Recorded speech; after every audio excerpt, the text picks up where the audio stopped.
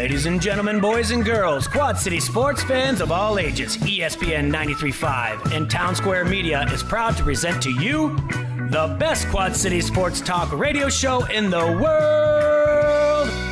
With the face who runs the place, T-Roy, the OG on the marquee, Jaybird, and the cat who runs the chat with the stats, Statman Surge. We are Don't Hassle Us, We're Local. We're not a Quad City sports talk radio show.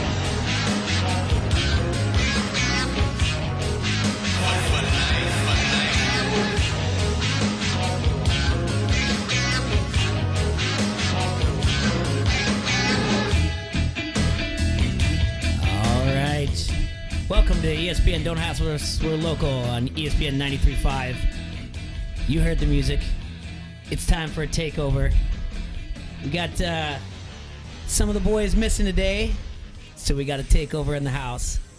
For the Stat Cat, we got the Bob Father, Bobby Mack. Bobby, say hi. What's up, y'all?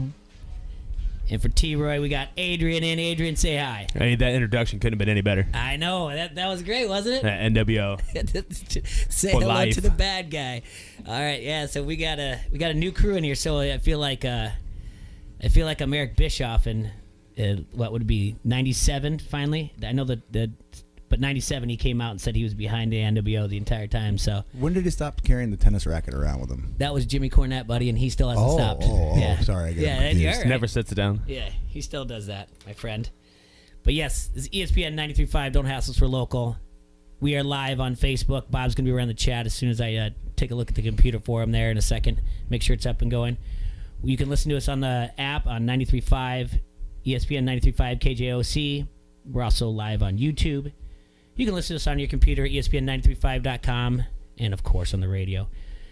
Gentlemen, thank you so much. We threw up the bat signal. You came in. Bob, can't wait for you to talk to the people online. Adrian, can't wait to get to know you, talk to you more about some sports and everything else. But we got to jump right in on some things.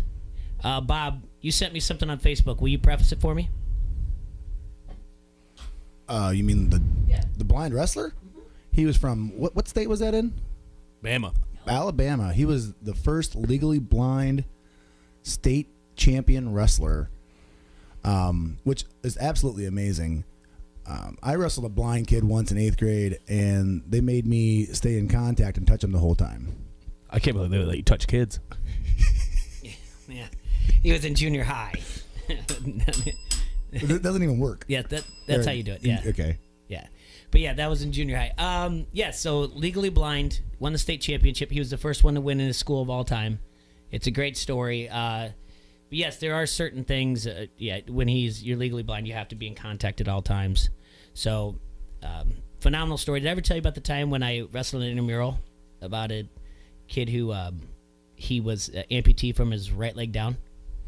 No. All right. So I'm in college at UNI, right? And I'm a senior, and I'm gonna wrestle in intramurals. And my buddy Dave Morgan, he owns Single Speed Brewery and Mulligan's up in Cedar Falls. He's like, yeah, I'll be in your corner. I'll be in your corner. So we get into like the West Gym, and we wrestle, and I'm warming up, and the guy in the other end, I'm like, wow, he's not even really warming up too much. And I don't know why he's taking a knee, because, he's in sweatpants at the time. Right. I'm like, I don't know why he's taking a knee or anything. And so you had no idea? I had no idea. I should have known the name, but I didn't. And so I'm like, well, okay, that's weird. He's just taking a knee. So I get out there, and we get out to shake hands, and then I realize that he's an amputee from the right leg down. I haven't really been active too much in wrestling, knowing that my best shot was probably a single to the right leg. That was kind of gone. And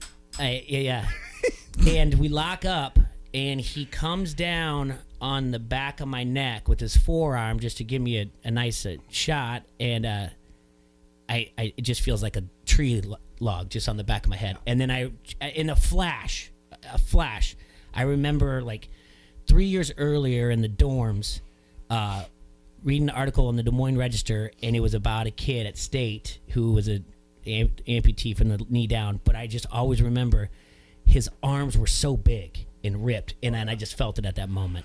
Same thing. I had a mild MMA career with Militage. I'd go down there and just wrestle with the guys, and they had a guy named Nick Ackerman that was there. Yep. He had no legs, but when he put his fake legs on, he was like 6'7", 6'8". He was huge, and he took his legs off. His legs off, I guess. And he had these little like nubs beneath his kneecap. Yep. And he would throw the legs on me, and usually to get out of the legs, I'd grab the heel and kind of put my elbow in. 100%. And he was so strong because he'd walk around on his hands all day. Mm-hmm. And that guy was just a monster. Didn't he end up winning? He won The Division 3 or 2? I believe so. Yeah, but that guy was just a monster, and I couldn't believe how strong he was. And it's hard to shoot on him because he'd be on his knees all day, and he'd just sit there and wait for your leg. And once you got a hold of you, you were just like, you felt like a kid. Yeah. So going into this, we get done with the first period, and I'm on my back, and I'd never want to have been pinned so bad. And, He broke your soul already. Yeah, and kind of like the referee blows a whistle, and I kind of give him a pat on the back, and he picks me up like, yeah, I know. And for some reason, I remember taking down and sat out, and like you said, with being an amputee with the nub, they throw it in just like a leg, and the first thing you do is to go for the heel to peel it off. And I go for the heel to peel it off, and then I look in the corner to my guy, who it was in my wedding later on, but this is my guy in the corner, and I look over to be like, what am I supposed to do? And I know you can't see me when we're on the radio, but in Facebook Live, he picks up the chair and just turns and faces another mat.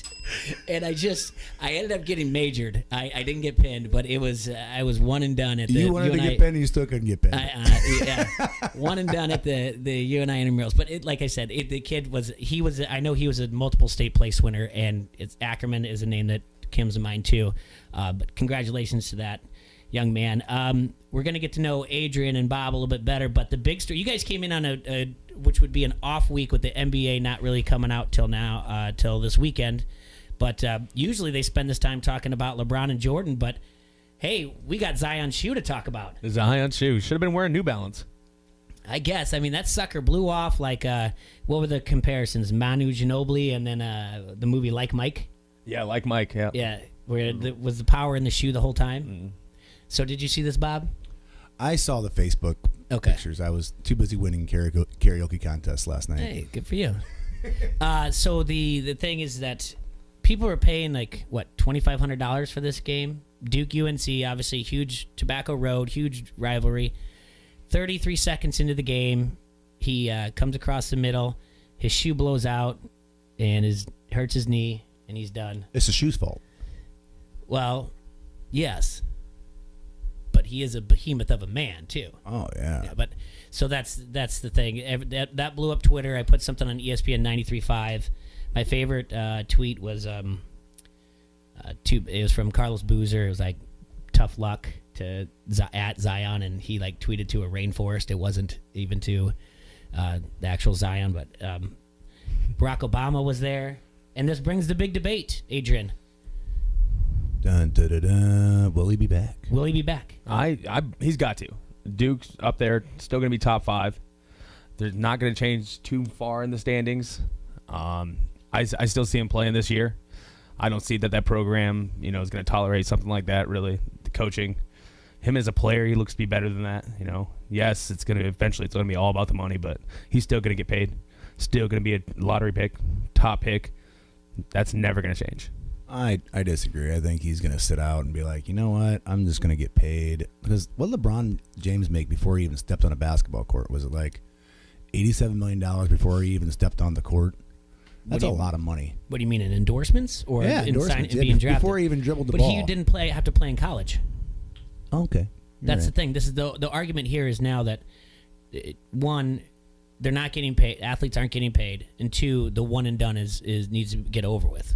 That's what. Does Duke have a chance to win the title? Are they like ranked number 1? Yes. Yeah. Not right now, but they have been. They're going to be a 4 seed. They're going to be a 1 seed. I really wanted the Hawks to pull that game off the other night against Maryland. I thought they were really going to do it. Well, it's the thing. It's tough to do that 3 times in a row. Mm-hmm. It was their thing for a while. Like, hey, we're the comeback kids. They need a blowout. I don't know what the future holds for Zion. I don't know if it's sit out through the ACC tournament. Mm-hmm. Does Duke have a chance to win without Zion though? That's an even better question. Is it like LeBron without the Lakers?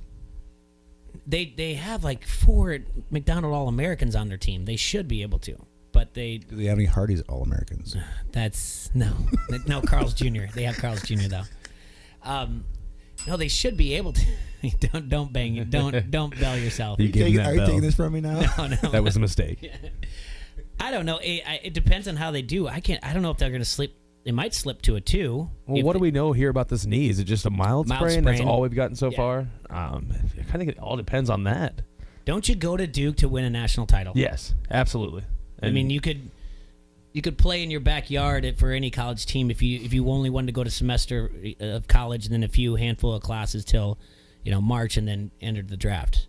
So you go to Duke to get a semester and a half of great education and to win a national title, win the ACC tournament, right?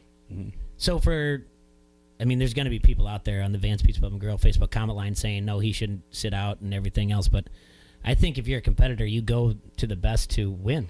Yeah, especially if you're already in the season. If it was a junior or something or a sophomore, is he going to come back?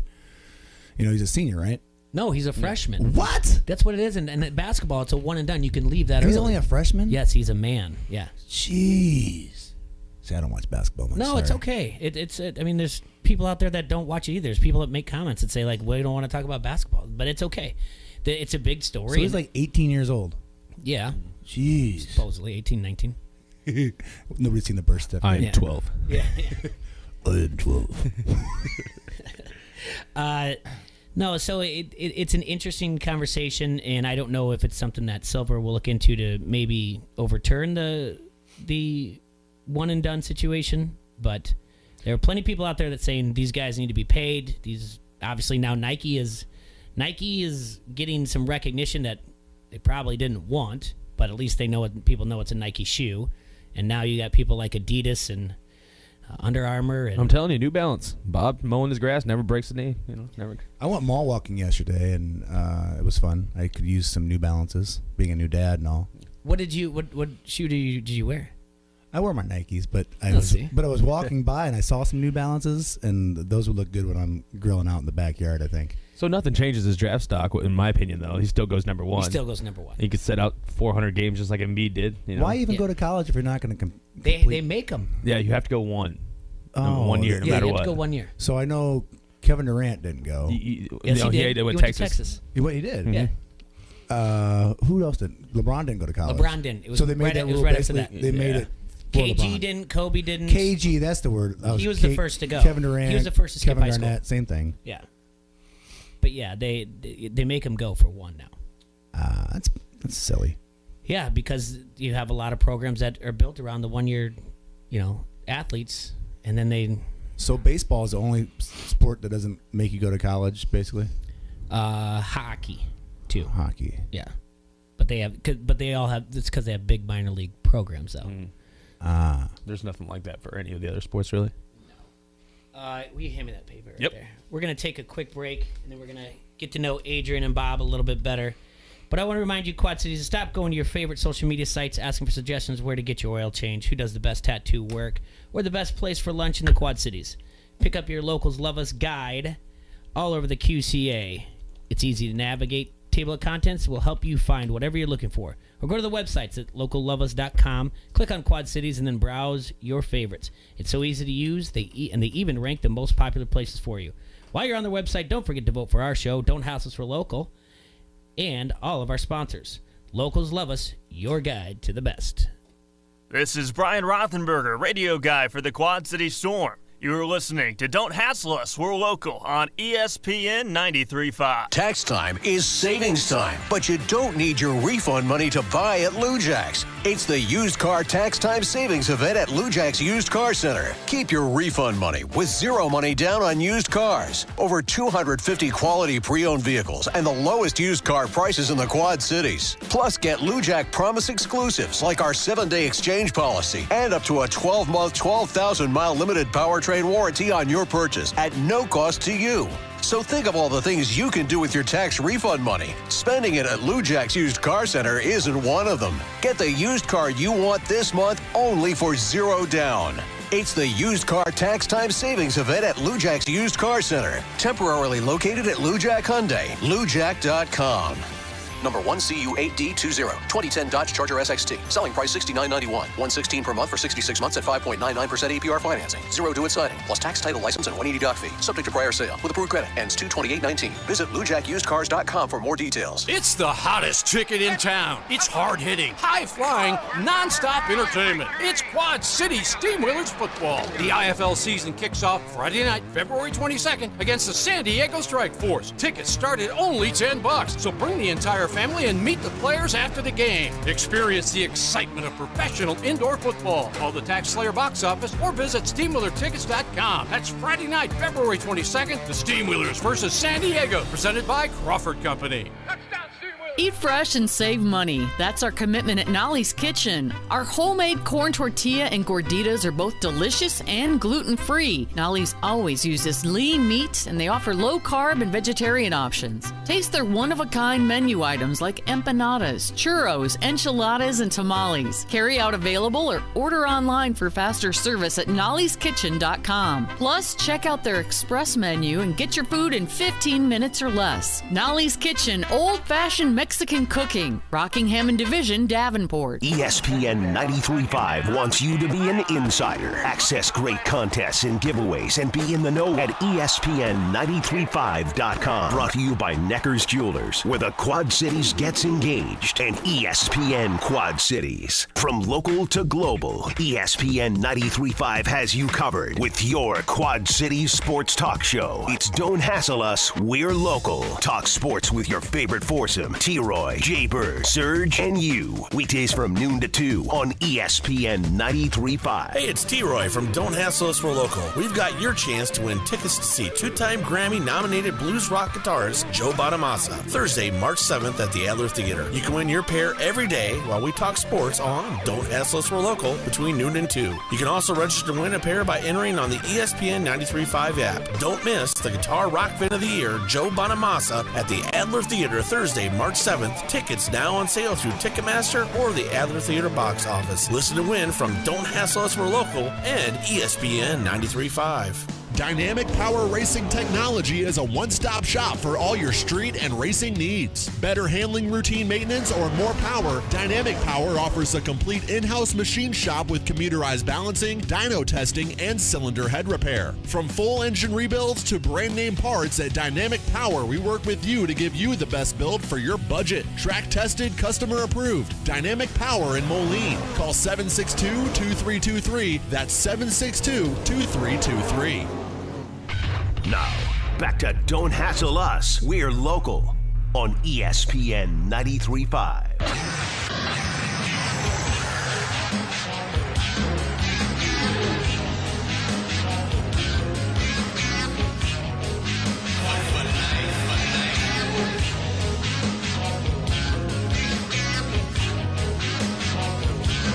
Welcome back to the Hassle Palace, brought to you by Done Right Satellite and Security Solutions. We are Don't Hassle Us, We're Local. In studio, I got Adrian with me, and I've got the Bob Father on the Vance Pizza Pub and Grill Facebook comment line. Adrian, we've tried many times to get you on the show before, but this is your first time on, right? Jay, it's fantastic. I'm excited. Like I said, it's crossing something off my bucket list. I'm glad we could do something like It's that. very exciting for me. I like them glasses. Thank you. Those are really nice. Amazon, $9.99. Let's make How much you pay for them? $9. Okay. Yeah.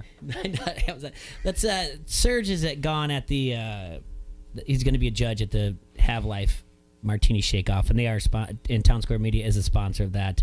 Have you participated in that? I have never participated in that. Never even been. Really? You never bartended? It's not for me. Yeah. And Bob, are you going? I usually work it through my job at Arconic. I usually take the tickets, and I've done it the last 3 or 4 years, but I have a newborn, and I'm just going to sit home and yeah. Look at you. Yeah. I know. Changing.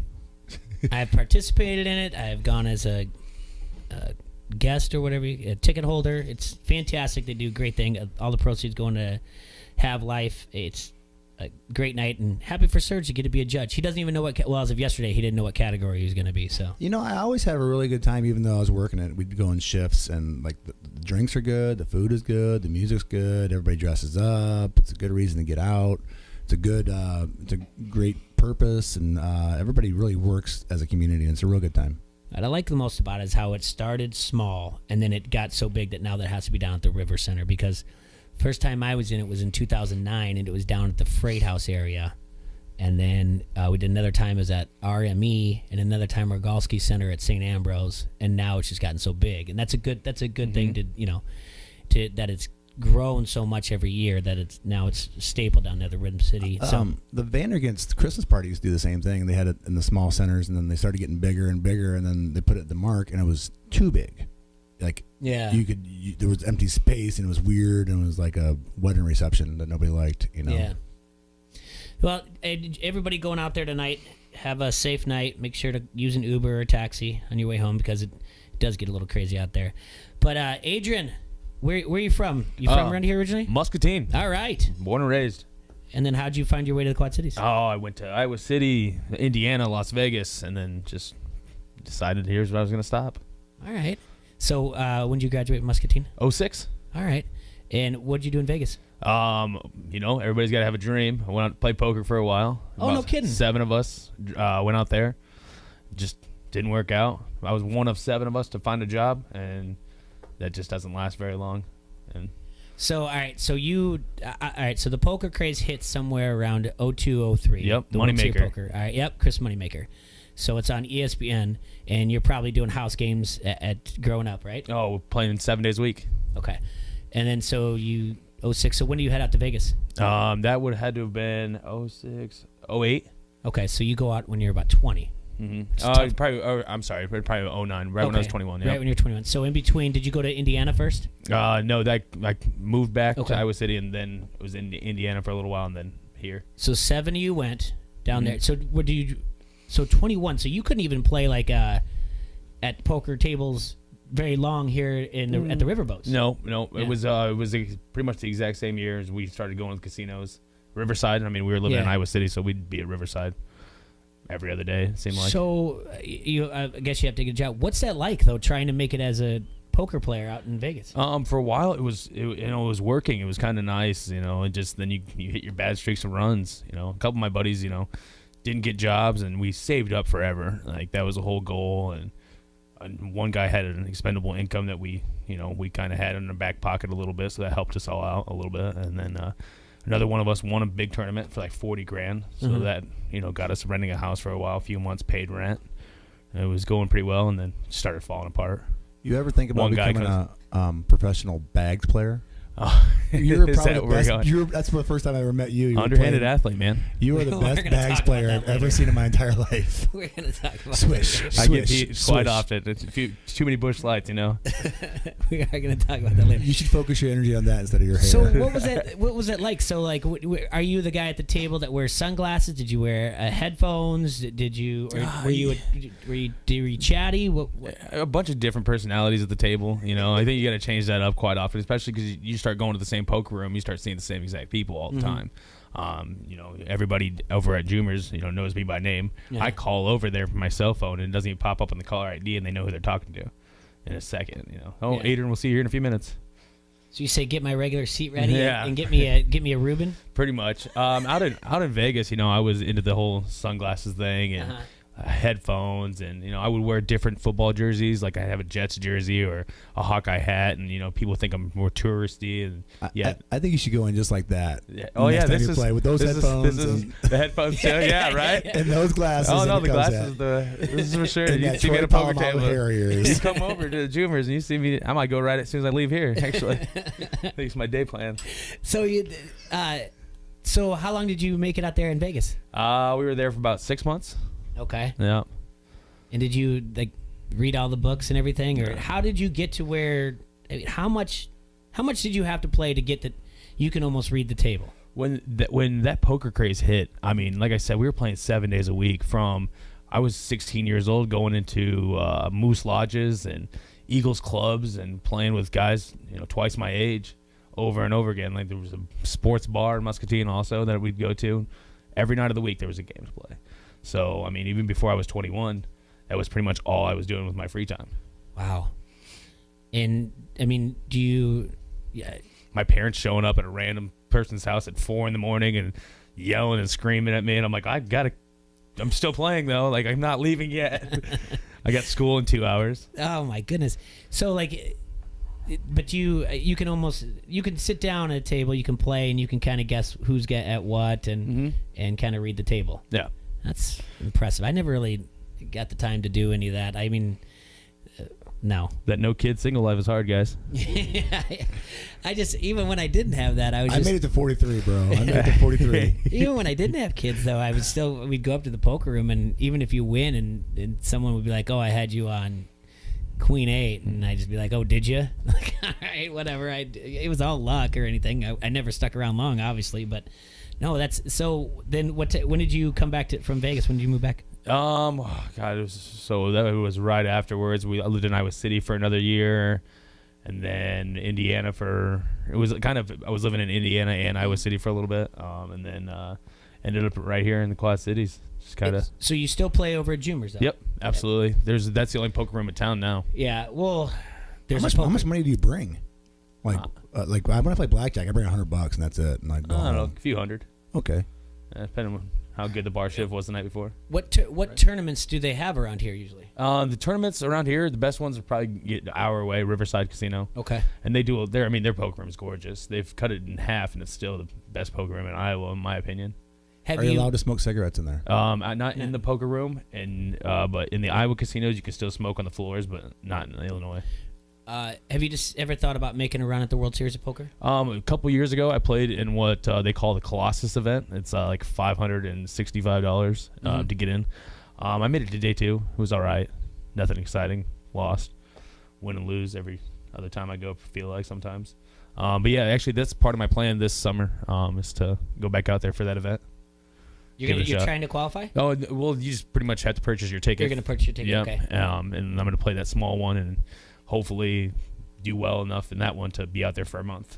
Now, we had a guy on the show, Chris Michaels, who did that, but do you sell some of your earnings? You're gonna do that? Yep. I'm part of a couple of Facebook groups that you can just sell and people buy left and right. And 10%, 5%. Always, I'm guessing a couple of my buddies will go out with me and we'll have shares in each other. Wow. That's incredible. So then the underhand and the athlete thing, the bags. Do you play a lot of bags? No, I not as much as I'd like to. Yeah, I don't know. It's not as lucrative. It's not even poker. fair. I played against him one time at a party, and I was like, "Oh, who's this guy?"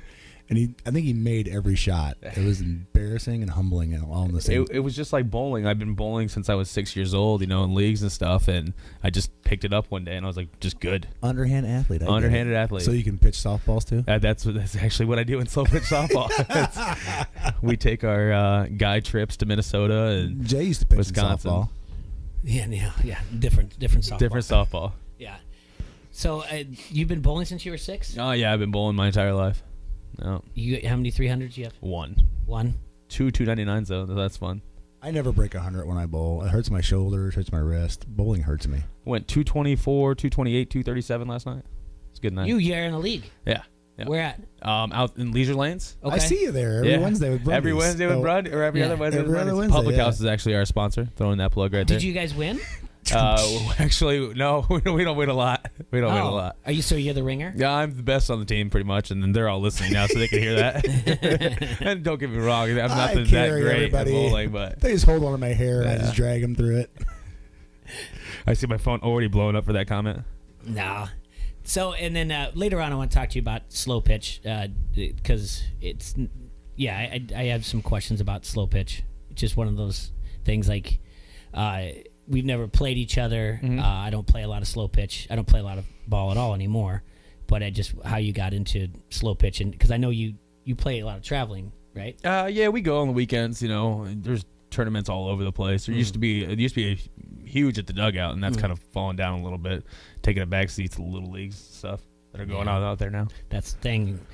You have to keep reloading all those. You have to keep reloading those players, and if people are getting older, having kids, and the interest in the younger kids just isn't what it used to be. No. Like I came the year I got done, I played 1 year at MCC baseball, and then I was done after that, and I just went straight into softball and kind of never stopped playing. Yeah, we got a big tournament coming up here in like a month and a half up in Minnesota, about 4 hours away. It's just a nice little guys' weekend away. An indoor? No, it'll be outdoor. Snowbird? No, it'll be, let's see. In Minnesota? In Minnesota. You don't think it's going to be a snowbird? No, it'd be first weekend. I guess it's still a few months away. First weekend in May. Yeah. All right. Well, that's it's a little different. March. Yeah. All right. So so you're are you a Cub fan? Yes. All right. Yeah. Is baseball your favorite sport? Basketball actually is. Okay. Yeah. And what's your team in that? LeBron. Wherever LeBron. Yeah, I was a huge Cavs LeBron, fan, too. and then I was a Heat fan, and now I'm a Lakers fan. I don't know. Growing up, it was all about Jordan. My grandma loved Jordan. Who didn't love Jordan? It was amazing. But, I mean, that was the only reason I was a Bulls fan growing up.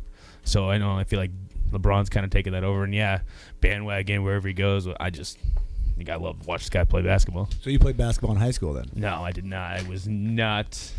What'd you play in high school? Since none Baseball and football. They didn't have underhand sports in No, underhanded sports. Oh, and we bowled. We bowled in baseball, and I think I played tennis one year to sit that's out. underhandish. Yeah, underhandish.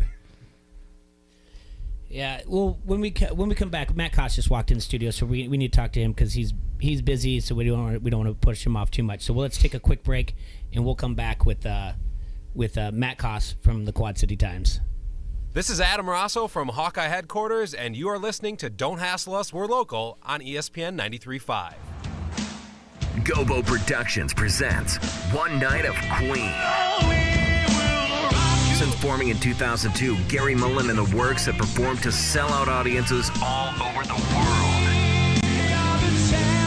And now they're back in the USA for a brand new tour. One Night of Queen is a spectacular live concert recreating the look, sound, and showmanship of arguably the greatest rock band of all time. You'll hear classic Queen numbers including We Will Rock You, Fat Bottom Girls, Another One Bites the Dust, Bohemian Rhapsody, and We Are the Champions.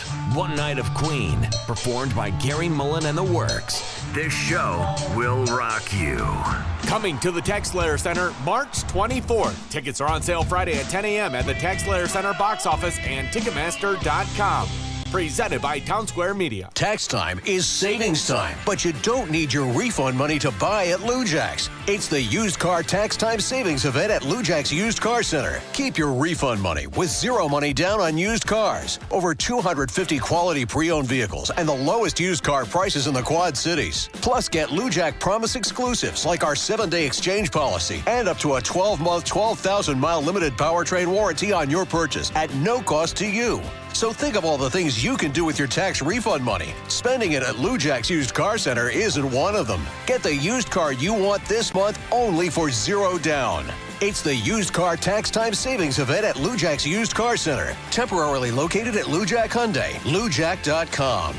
Number 1CU8D20, 2010 Dodge Charger SXT. Selling price $69.91. $116 per month for 66 months at 5.99% APR financing. Zero due at signing, plus tax, title, license, and $180 doc fee. Subject to prior sale. With approved credit. Ends 2/28/19. Visit LouJackUsedCars.com for more details. ESPN 93.5 wants you to be an insider. Access great contests and giveaways and be in the know at ESPN935.com. Brought to you by Necker's Jewelers, where the Quad Cities gets engaged, and ESPN Quad Cities. From local to global, ESPN 93.5 has you covered with your Quad Cities sports talk show. It's Don't Hassle Us, We're Local. Talk sports with your favorite foursome, T-Roy, J-Bird, Surge, and you. Weekdays from noon to 2 on ESPN 93.5. It's the hottest ticket in town. It's hard-hitting, high-flying, non-stop entertainment. It's Quad City Steamwheelers football. The IFL season kicks off Friday night, February 22nd against the San Diego Strike Force. Tickets start at only $10, so bring the entire family and meet the players after the game. Experience the excitement of professional indoor football. Call the Tax Slayer box office or visit SteamWheelerTickets.com. That's Friday night, February 22nd, the Steamwheelers versus San Diego, presented by Crawford Company.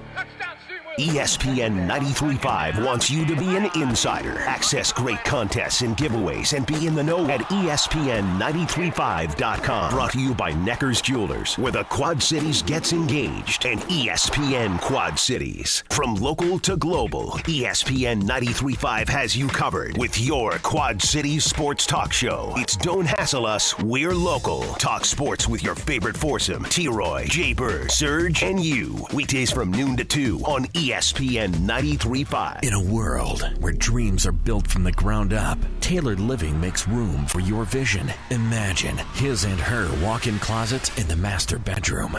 Oh, my dream come true. I could just kiss you. Mwah! Sweet. Your home, your dream. Tailored Living Custom Closet or Organization System will take you from clutter and chaos to control. Hi, I'm Amy. Schedule your free in-home consultation at tailoredliving.com, and together you and I will build the closet of your dreams. Now, back to Don't Hassle Us. We're local on ESPN 93.5.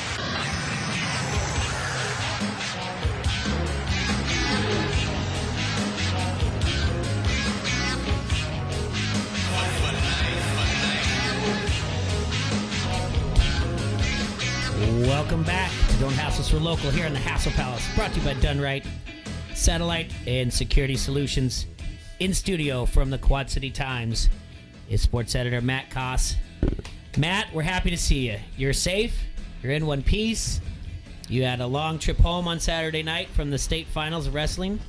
That was one of the more dicey drives I've had in 20 years of doing this.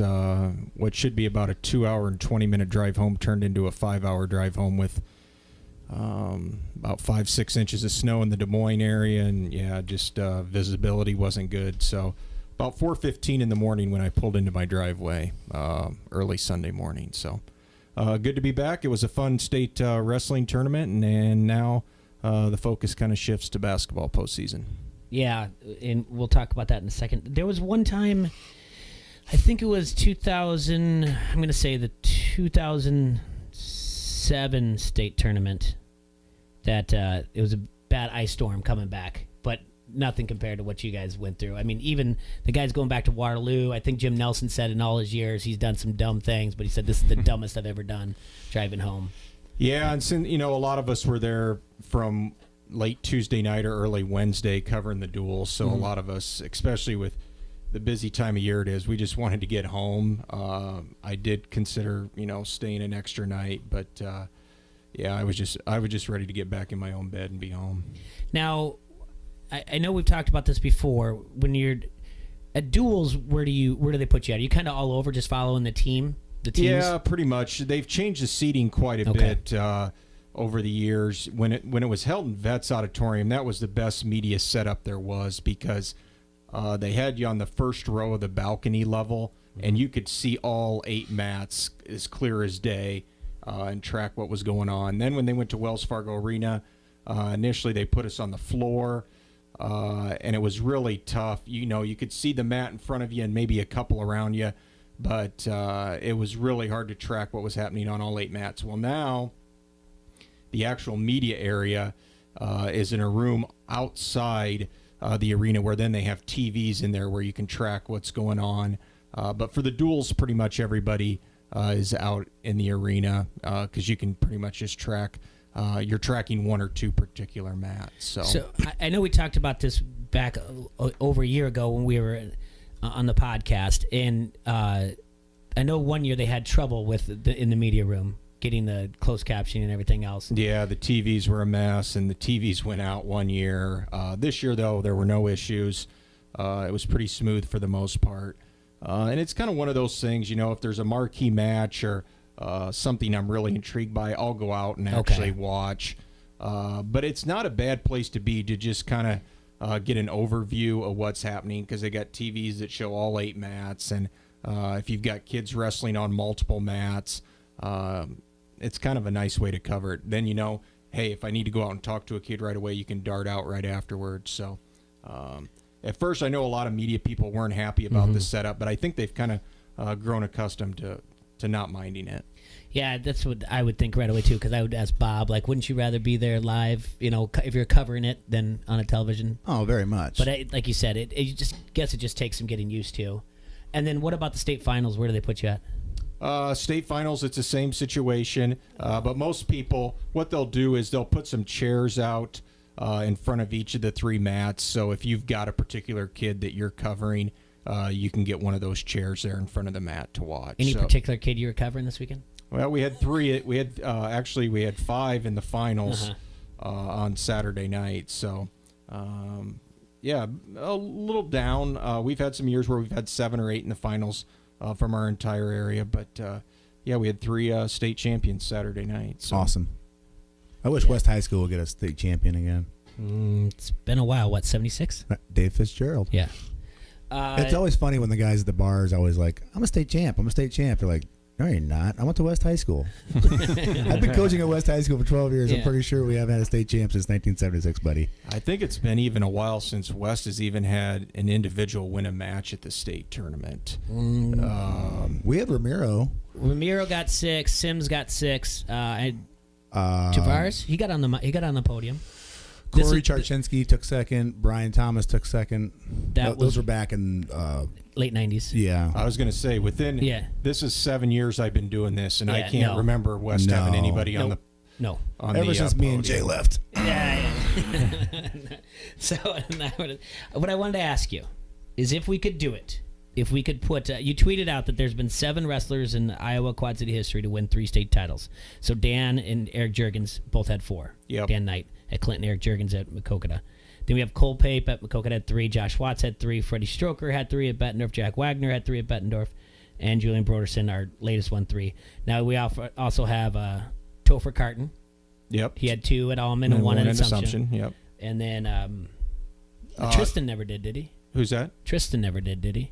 I don't think Finch, so. No. But the oh boy, who is a kid from Moline that went on to wrestle in Illinois? Lackey. Yeah, I believe I know he had at least 2. Not sure if he got 3 or not in Illinois. But he's kind of another guy that when you talk about, I guess, the Mount Rushmore. That's what I'm trying to get to. Yeah. Mount Rushmore of wrestling in the Quad Cities. He would be one of those guys that would be considered as well. Yeah, I was wondering about Steve Amy too. But all right, so obviously Dan and Juergens are on there, right? Yeah, for sure. I think the baddest guy is Steve Rusk. I don't know if that name gets brought up enough. That's one of the baddest guys I've ever met. Well, he should be on the Mount Rushmore, I think. Just saying. No. What? You ever had Steve Rusk grab a hold of you? If Lackey goes, I'm sure. If Lackey goes on there, but here's where it gets interesting. You have Freddie Stroker. He's got 3 and a runner-up, I believe, right? Correct. You got Jack Wagner's got 3. Yes. You got Watts, who just went into Iowa Wrestling Hall of Fame on the same night that Julian Broderson has 3. Broderson didn't make it to state his freshman year. But correct. He dominated. Right. And there's some things to look at, too, with that. It was more his freshman year, he should have been wrestling like 145, 152. But they had Joe Argo at that time. So for the benefit of the team, he bumped up a couple weight classes. It helped him win a state dual team championship. But individually, he should have probably been down a couple weight classes. I think if he would have been, you're looking at a kid that would at least got on the podium at the state tournament. I don't know if he would have won a state championship, but he definitely would have been a 4-time state place winner. Who makes the final slot? It's tough. In terms of the 4 guys I would go with right now would be Knight, Juergens, Stroker, and Broderson. Yeah. Those would be my 4 right now. When you just look at the level of dominance, we're talking about, with Broderson here, the last 2 years, he had 4 matches, or actually 3 matches that went the complete 6 minutes. Out of more than 110 matches, to only have 3 go the complete time. He tech falls. In the state tournament, he has 3 pins and a tech fall. Should have had a pin in the finals. There was a couple times where that guy was flat on the cradle and they didn't call it. So I don't know if we'll ever see somebody at that level of dominance. Stroker was dominant as well, but even when you look at his senior year, he ran into Max Thompson from Union LaPorte City. They had a couple 1 or 2 point matches. The thing I would have really liked to seen this year with Broderson is if he would have wrestled Gabe Christensen from Southeast Polk. That's the other kid from the state of Iowa at that weight class who's in the top 20 nationally.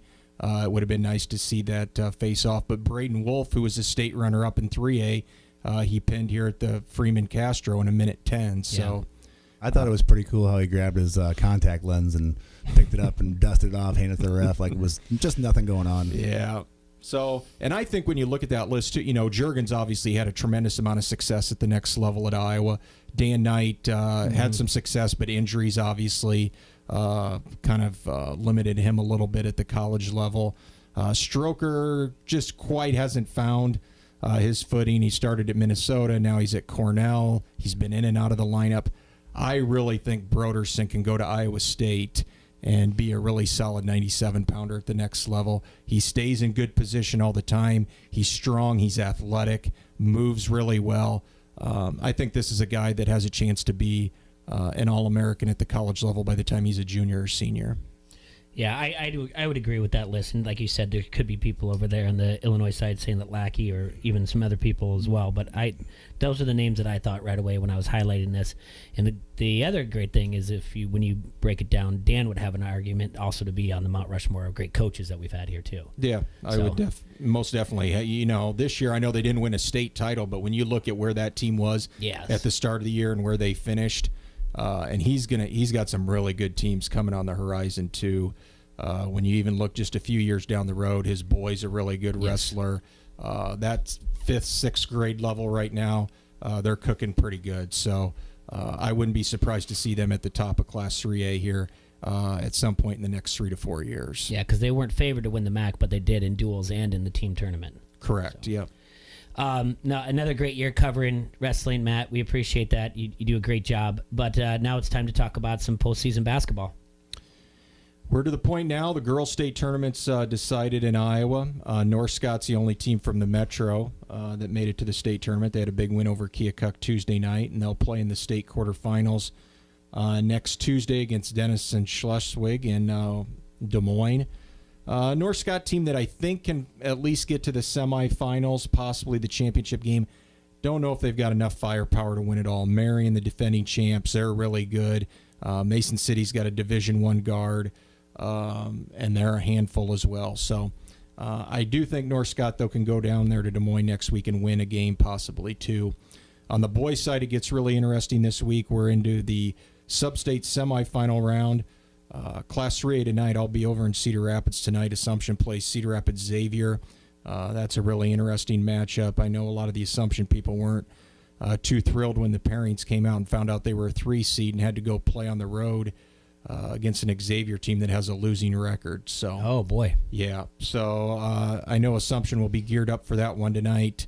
The Peters brothers, Sean and Dylan, they've really been playing well here the last couple of weeks.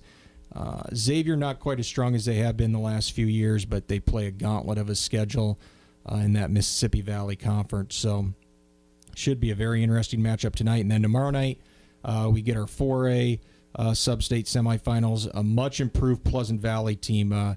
Ever since they got drilled by North Scott at the pit 3 weeks ago by 30 points, they've really turned a corner. They've kind of changed their style. They're back to that more methodical tempo. Hunter Schneider's playing really well. Jacob Townsend, he's come in as a sophomore and given them some really good minutes. So PV's a lot better. I don't know if they can get by North Scott. North Scott, just with the experience and how well connected they are, particularly on the defensive end, I give them an edge in that game. But I think it'll be a much closer game than what we saw 3 weeks ago. Bettendorf's hosting Downport North tomorrow night. Downport Central's got Cedar Rapids Kennedy at home, and Downport West goes to Iowa City West. So we've got 5 or 6 4A teams still going. And I know we touched upon this 2 weeks ago. Central's got a tough road to state, City West. Yeah, and the thing that kind of concerns me is Downport Central's not playing very well right now. They really faded the last couple of weeks of the regular season. I'm not sure what the particular reason was with that, but they lost to Pleasant Valley, who is playing better, but they lost to Downport North. They just had a couple games in there where they did not perform very well. Bettendorf beat them handily in that last regular season game. So they've got to get back to playing the way they were. They got to rely on their athleticism, their length, get out and transition. That's really where they're at their best. Cedar Rapids Kennedy will be a handful tomorrow night just because they can slow it down. Really well coached. John McCowan is one of the better coaches in the state, and he's done some really good things with that Kennedy program. So it won't be an easy task, but if they do get by that, they're probably looking at Iowa City West in the sub-state final. And they're going to have to play better than they have the last couple of weeks, I think, to get by that one. So we'll see. In the latest Iowa Associated Press rankings, it had Bettendorf 1 and North Scott 2. but that's not automatic, like given that they're going to make it to state. No, you look at it when the pairings came out a few weeks ago, they try to kind of divvy it up where you kind of protect those top teams, but Cedar Rapids Prairie is in the same sub-state with North Scott. North Scott only beat them by 5 at the beginning of the season. Prairie just beat Iowa City West last week. I think they're sitting at like 17-3 right now, so that'll be a difficult game if that game happens Tuesday. Bettendorf would most likely have Dubuque Senior in the sub-state final. They got a Division I recruit in Noah Carter. He's headed to Northern Iowa. He averages around 23-9 a game, and Senior and Bettendorf had a real slugfest last year in the sub-state semifinal that Senior won, despite I think Carton maybe had 37-38 in that game. So Bettendorf's going to have their hands full getting to the state tournament as well. It's one of those things where I could see North Scott, I could see Bettendorf, maybe even Downport Central if they play back to the way they were in early January getting to Des Moines. But at the same time, it wouldn't surprise me if none of the three get there, just because there's a lot of parity on the eastern half of the state right now in Class 4A. You've got 9-10 teams that could maybe not even get to the state tournament or possibly get there and win it all. It's that close right now. If, let's say, North Scott and Bettendorf do make it to the state championship, are the seedings going to be based on the final rankings? No. Okay. The coaches seed the state tournament. So the 8 coaches of the teams that make the state tournament, the Wednesday, so the next day after the sub-state final, so next Wednesday, they have a conference call with the 8 coaches, and then the 8 coaches vote. They'll seed them 1 through 7. You don't seed your own team where you think the other 7 teams should be seated in the field. Then they, add all that up, do the averages, and that's how the seeding's determined. So I think you're probably looking, though, the earliest you would see a Bettendorf-North Scott matchup would be in the semis. Yeah. And that would be if you're looking at like a 2-3 type matchup. I'm not sure who could supplant one of those two as a top seed. They're the only 2 teams in 4A that have 1 loss. Everybody else has at least 2 or more. But I could see a situation where maybe Bettendorf's a 1, North Scott's possibly a 2 or a 3. So then you could have them in a championship game if everything played out. Now I know it's all sportsmanlike and whatnot, but could there ever be a chance where there's collusion, where other coaches are like in the at the other side of this in seeding, like the Des Moines schools, the coaches were like, hey, you guys agree to put Bettendorf and North Scott right here, so they have to see each other in the semis? And I don't think you'll see that, just because this year there's a pretty in terms of the when you look at it, both sides of the state, you're probably going to end up having like a 4-4 situation or 5-3. So it's not like a situation, and this is what happened when we go back to talking about assumption seed for this. The coaches seeded the sub-state this year. Well, you had 5 coaches from one conference, the WAMAC. They didn't want Assumption and Xavier to play each other in a sub-state final because these are the 2 big schools playing in Class 3A, coming from big conferences, as where the other schools play 2A, 3A schools all year. So there was some talk that those 5 coaches kind of banded together to prevent an Assumption-Xavier final, and they could do that with the way they voted. Well, that's how we have now a sub-state semifinal between them, because they were put on lines 2 and 3 of the 8 teams. So I don't think you'll see that, though, with the state tournament, just because you're going to have a coach from Sioux City, you're going to have 2 or 3 from Des Moines, and then you're going to have the rest from this side of the state. So, well, so there is a little sometimes. Oh, there is, definitely. Yeah. And that's the one reason why I wasn't a huge fan of putting it completely in the coach's hands to seed this, particularly when you're talking sub-states and you've got 4 or 5 schools from the same conference that can kind of band together and kind of determine how the seeding plays out, rather than really looking at the resume. Assumption, yes, they've got 7-8 losses, but when you examine those losses, 2 are to North Scott, 2 are to Bettendorf, 2 are to Downport Central. You're talking 6 of your losses are to top 10 4A teams. So no reason they should have been on the 3 line, but here or there, you got to beat them all to get there anyway. But yeah, that's true. All right, so moving on from the high school sports, pitchers and catchers reported. And we do have our first spring training game today. Yo. You said pitchers and catchers, so it was funny. Okay. Well, they reported, and we do have our first spring training game. Pacoda came out last week, and they have a projection that the Cubs are going to finish last in the NL Central. Last? Oof. The Brewers winning it. Yeah, I don't like. I'm not right now. Who knows? A lot can happen, but I would not peg the Cubs as a favorite in the Central. But I definitely wouldn't put them in. I'd put them right now 2 or 3 probably.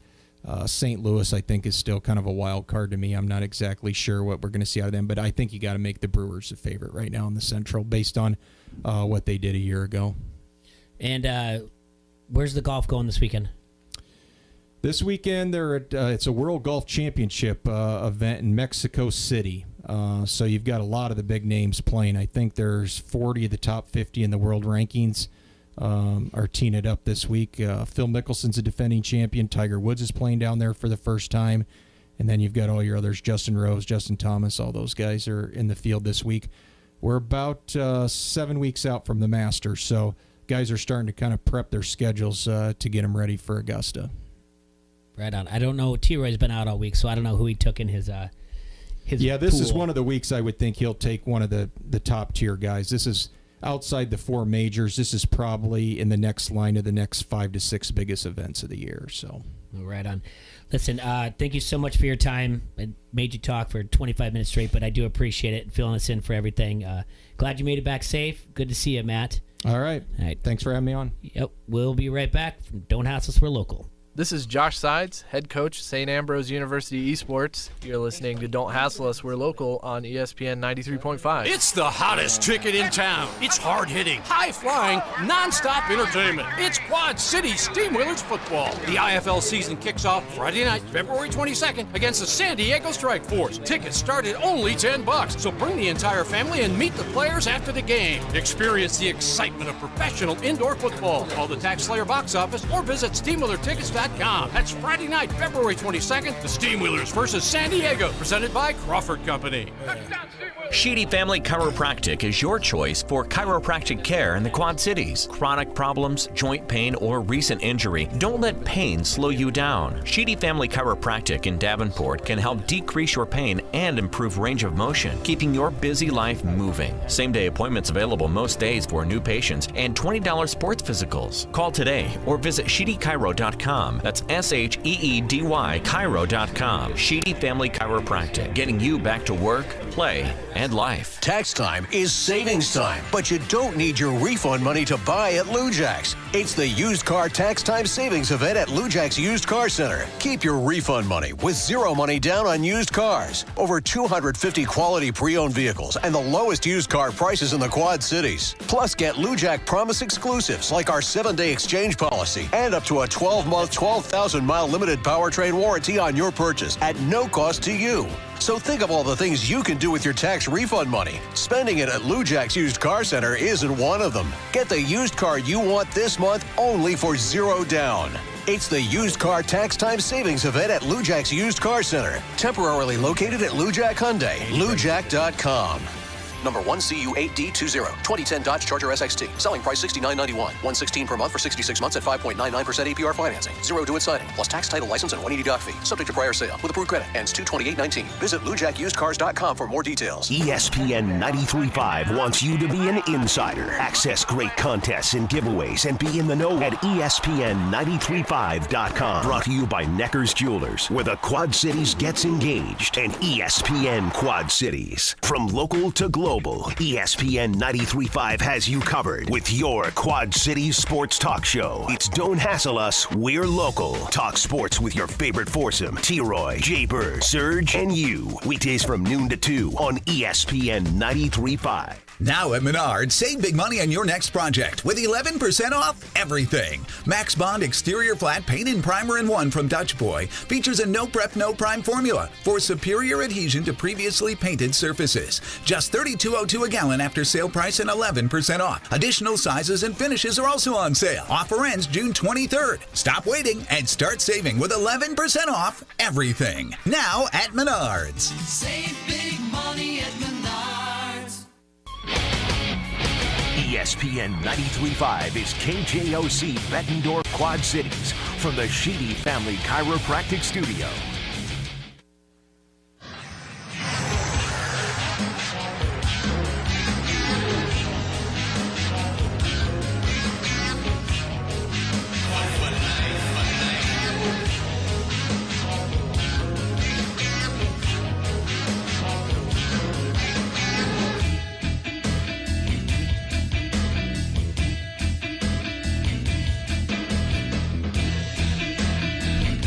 Welcome back to Don't Hassle Us, We're Local on ESPN 93.5. We're here in the Hassle Palace. What's up, y'all? Brought to you by Dunright Satellite Security Solutions. Every time I hear that NWO music, it takes me right back to like 12 years old. Yeah. Fills me up right there. At least you're not doing the X thing where they put it across your crotch. I hated the that DX thing, yeah. Oh, the kids in school would do that. There it is. Oh, man. My neighbor across the street would do that. He was like 12, and I would just go over there and slam him into the wall. Stop doing that. Oh, there's Rosso. Thanks to Matt. How we doing, man? Matt Koss from Quad City Times running in here. Look at this guy. Yeah, he's just got a revolving door right I know. now. Running Code. here Now. from Hawkeye headquarters, WHBF. Our man Adam Rosso. Nice tie, bro. Yeah. Thank you. I got the tie clip on and everything today. Adam, Bob. That's good, man. Bob, Adam, Adrian. How you guys doing? Good. The other guys Almost are blew out my shoe coming in here, Jay. Did you? The old Johnston and Murphy outlet store, but they held. You made a hard cut. Yeah. And when you came in the front door and then almost blew it out. Tried to spin around Koss, almost blew it out. I just can't imagine how happy. Like, I'm sorry, no one's happy that is it. But like I said, with a little bit of down in stories on Free ESPN that they don't have to talk about LeBron and Jordan today. They can talk about Zion's shoe all day long. And everybody's reaction to Zion's shoe. That was one headline I saw. Yeah. NBA, players' reactions, famous people's reactions, which, must watch TV for 33 seconds, and then it kind of fizzled out. But I did the same thing. I threw some Twitter reactions on ESPN 93.5. It's Jay Williams saying like, this is ridiculous. These guys don't get paid. This is another reason why they should get paid. And he should just sit out. Isaiah Thomas said the same thing. They should sit out, which was funny because hasn't even been sitting out for like a year and a half. So did you touch on this at all? I think that's the most preposterous statement ever. Like, I understand in football's a violent game. These bowl games, they don't mean anything, right? Unless you're playing for the college football playoff. It's pointless, and you could get hurt in an instant. It's a moneymaker. A lot less, obviously, contact. I mean, it's still a physical game, but I think we're undervaluing the value of a championship, winning a title. Ask Tyus Jones, ask Jahlil Okafor, ask Justice Winslow. All three of them have done, nothing in the NBA? There's no All-Star game appearances. I think maybe they've gone to playoffs. Obviously, Tyus did as a backup. You don't think they value winning that title? A few years back, I think that's still the highlight of their careers. So I know this Zion's a different animal. I get that, his marketing appeal. God forbid something catastrophic would happen, but let's not undervalue the value of the journey to get to a championship. Are you trying to tell me that Carmelo Anthony just shrugs off winning the national title? Not at all. No. He's never even made the NBA Finals. Exactly. You don't think that's a huge feather in his cap? He brought Jim Boeheim his title. Yeah. I mean, that's like, you could go rattle it off. You could.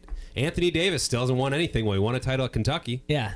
I mean, I just think we are undervaluing the value of the process and the journey to win a title in major college athletics. There is no way he's sitting out. That's what Adrian and I were saying. It's just like, I think he's sitting out. There's just no way. There's too much money. Look at LeBron. He made so much money before he was stepping on the court. It's a money thing. I don't think that he. I don't know. I don't think this hurts his value. I don't think anything would hurt his value, obviously, other than an Achilles, a knee injury, something catastrophic, broken leg. But I don't know. Can you really go through a career playing like that, even if you're just a one-year guy, which he obviously is? I don't know. I just think the fact, like, he could have just not played at all. He could have not gone to Duke for a year, like right? you said, they're forced to play 1 year. He's like, well, I don't want to play 1 year. Well, that's what we were saying, though. He could have just gone to a college in his backyard. He could have gone to one, sat out right away. Yeah. Go to Europe. He did that Moutier kid that's in Denver now. That he went to where? Europe or somewhere? Did he not even play at all? He just sat out. You can do that. I don't think when you're as big time as a guy like that, I think that's, you already have a knock on you coming into the league, don't you? And I think the NBA wants to see Zion versus LeBron worse than anything. They want to get that going. Well, the NBA wants him to go to the Knicks. Is what they want. I mean, where does it start? The guy that needs to sit out is the guy from Murray State. Oh, yeah. He gets zero exposure. He's going to be a top 5 pick. Why is he still playing? He might not even make the tournament. He's going to play in the NIT. Like, guys that have the opportunity to win a championship, I don't think there's any.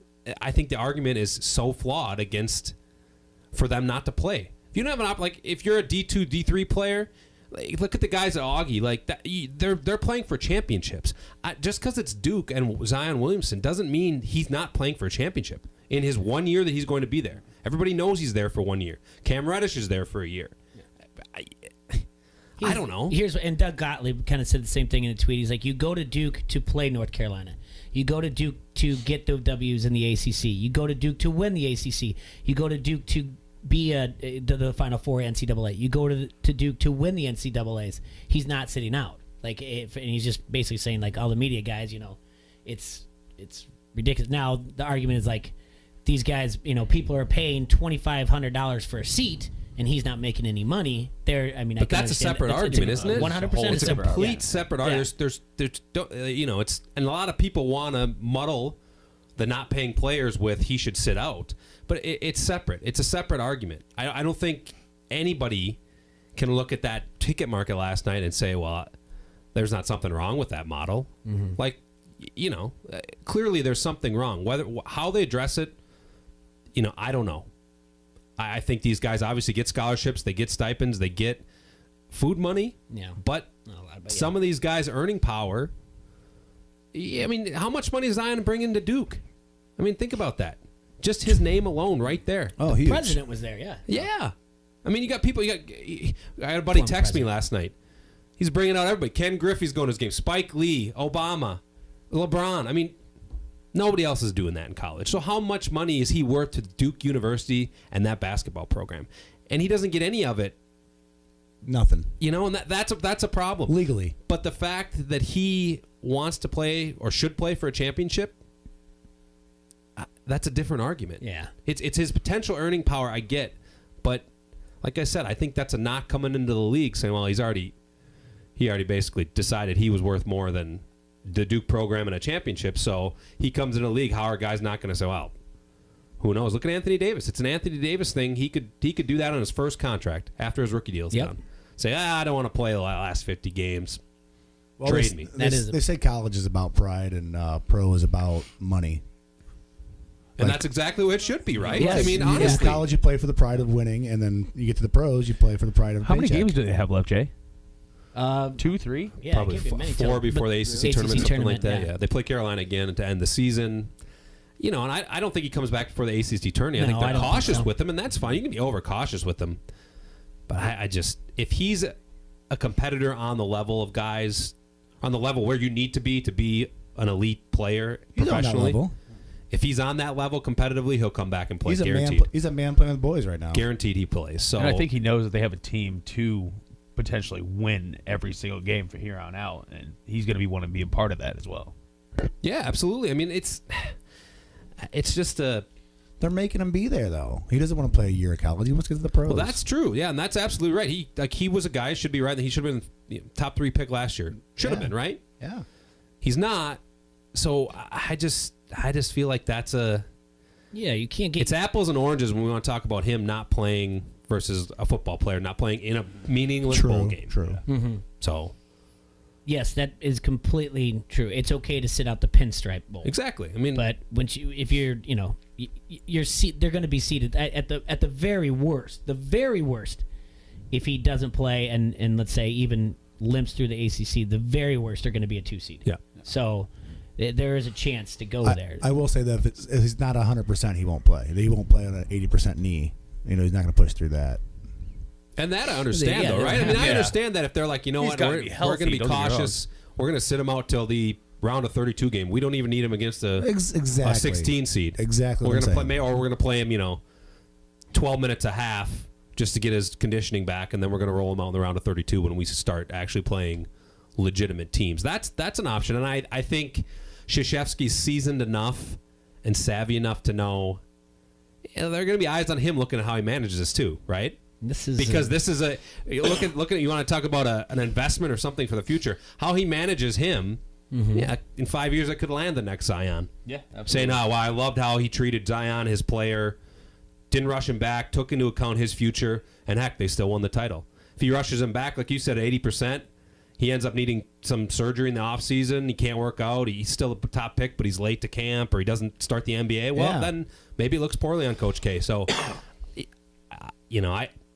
he's the best in the business. Just say what you want about Duke, and if you like him or hate him, but I think he'll be very cautious and obviously understand how much more than just the next 2 weeks before the tournament is riding on Zion's health. Yeah, and then the other thing is going to be if he doesn't play or if he limits minutes, then that's going to be, is he healthy? And the narrative's going to be more of his knee. This is the most interesting knee problem since Aaron Rodgers of week 1 of the NFL. The interesting thing last night that I don't know if I'm going to talk too much about the game. I don't know how many people care about Carolina Duke up here, but Carolina waxed the floor with them, and they got 3 other guys that are NBA players on that Duke team. It's not. I mean, Zion obviously makes them the best team in the country, but they got mopped up a little bit by Carolina at home. And I know it's probably one of those, what do we do now without Zion type of thing. But what do we do without LeBron? Yeah, that game was over early. They really didn't look like a chance the entire time. It was a weird kind of, nobody picked up the slack, I guess, was the weird thing that you think some of these. I mean, I guess Reddish and who's the other guy I'm thinking? RJ Barrett. Yes. Those two played actually all right from what I looked at the box score and the little bit I saw, but I think the rest of the team was, it became try to shoot the 3 every possession, and they weren't making them, and that's what happened. So yeah, the rest of the team kind of looked lost without Zion out there. Like who was going to pick up the slack, and nobody seemed like they wanted to go out and get the slack. Yeah, and at home, it's just a weird. Maybe Carolina's better than we think. I don't know. Maybe Carolina is a contender, and we just hadn't heard too much about them because Duke and Virginia had overshadowed them this year. That could be too. Mm-hmm. Obviously, they got a great coach. Well, Zion's just overshadowed the entire college basketball. When you have that star power coming out, but we'll find out in the next game they play them. I mean, even if Zion's out, their game plan is going to be completely different. They're going to look at the tape and try to see, what they did wrong. And he's Coach K. Not to take anything away from Roy Williams, but you'll see if it's fact or fiction next time they play. So, the other night, Maryland game, Iowa. I don't know. I wasn't all that surprised. I'll be honest with everybody. Mm-hmm. You got to look at sometimes these above average teams or just teams in power conferences in general. What they did, they didn't look good. Maryland now, they didn't look good against Michigan over the weekend. Iowa gets another thrilling victory. The mental side of it is, Maryland kind of wants to prove itself that it is a top team in the Big Ten. Iowa's riding these highs. It was a weird game in the sense of nobody made any shots, but 2 even teams. I wasn't surprised at all. It came down to, obviously a tip in that. Who's that beast that plays for Maryland? That big guy, Fernando. Yeah, that's who tipped it in. What grade is he in? I think he's a sophomore, but he's projected as a top 10 lottery pick too. He is a beast. Well, and I, thinking about that on the way in, you kind of got a preview of what Tyler Cook's going to look like in the NBA, right? Yeah. 6 points, 3-4 rebounds. He didn't want any part of that guy in the post. He got the ball at the back to the basket. I didn't want any multiple part of times. him. I was sitting on my couch. Like a child there. And it's an interesting thing where I think Cook, the knock on him, he's got to be able to hit that mid-range, 16 to 18 foot jumper, and he, they didn't. That wasn't really that's not their game plan with him. A lot of times it is back to the basket stuff. But boy, he's going against 7 foot, 280 pounds. He didn't have much. He didn't have much going. Nor did anybody really inside. Obviously, Garza didn't play well either. I really thought the Hawks were going to pull it off, though. I watched it to the end. That late Magic just really didn't feel it that night. We went to the game and you just tell even them they didn't. But they've done it the last 2 times, and I was like, oh, here we go again. Get beat up the whole game. And Bohannon can't take that shot there at the end. Everybody knew he was going to take it. Everybody knew you got to dish that ball. There was no arch on that shot, and then I thought the guy was going to tip it back in, but. Yeah, that's what was there 7.8. We were talking about that. Obviously, he rushed that. Obviously, Bohannon's going to bring the ball up the court most likely. And I looked at the replay from my angle. Obviously, I'm on the baseline. It looked like they ran another player toward Bohannon from one side or the other. They forced Bohannon to go left, and then I think they ran someone at him where it left maybe Bear open in the corner. But at that point, there's 3 seconds left. So I think it actually was a pretty good job by Maryland knowing how much time he had, how long was it going to take to get up the court, that basically he's going to get one screen and try to shoot, and they just dared him to shoot it rather than, hey, try to find the guy for the quick release at the end. I don't know why they didn't rush the paint and try to get a foul. We only needed 1 point, 2 points. Why didn't they? I think they rushed that way too much. They really, and Bohannon addressed it after the game. They were really physical with him and really...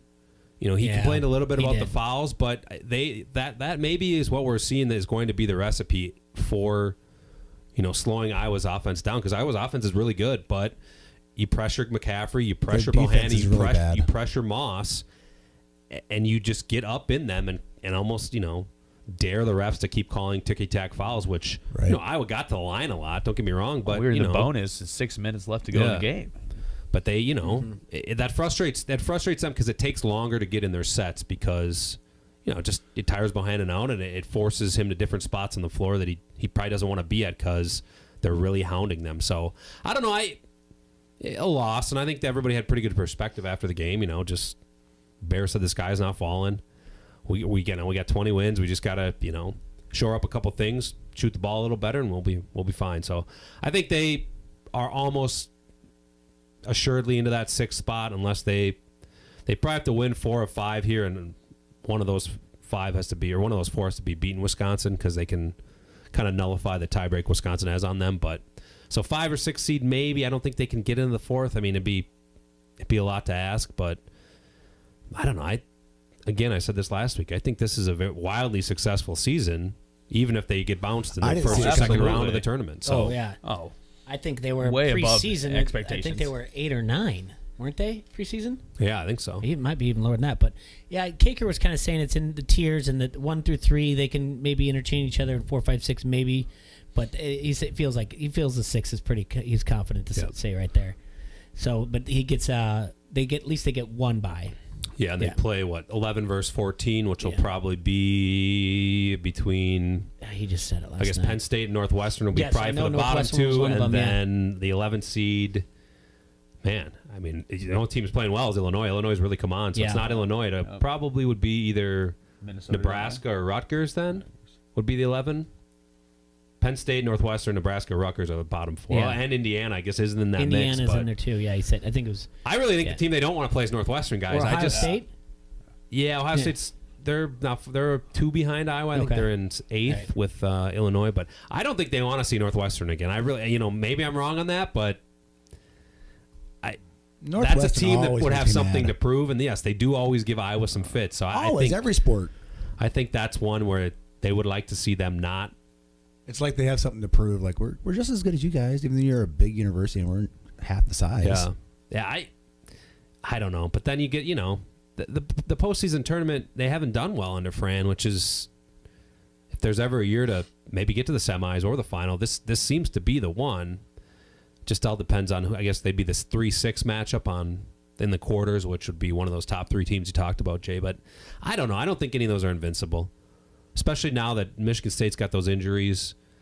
Michigan, Iowa handled them at home pretty well. And Purdue's maybe the wild card because Iowa hasn't played well against them the last couple of years. They've actually been run off the floor by them both times. So a few times. That might be the team that Iowa doesn't want to play out of those top 3.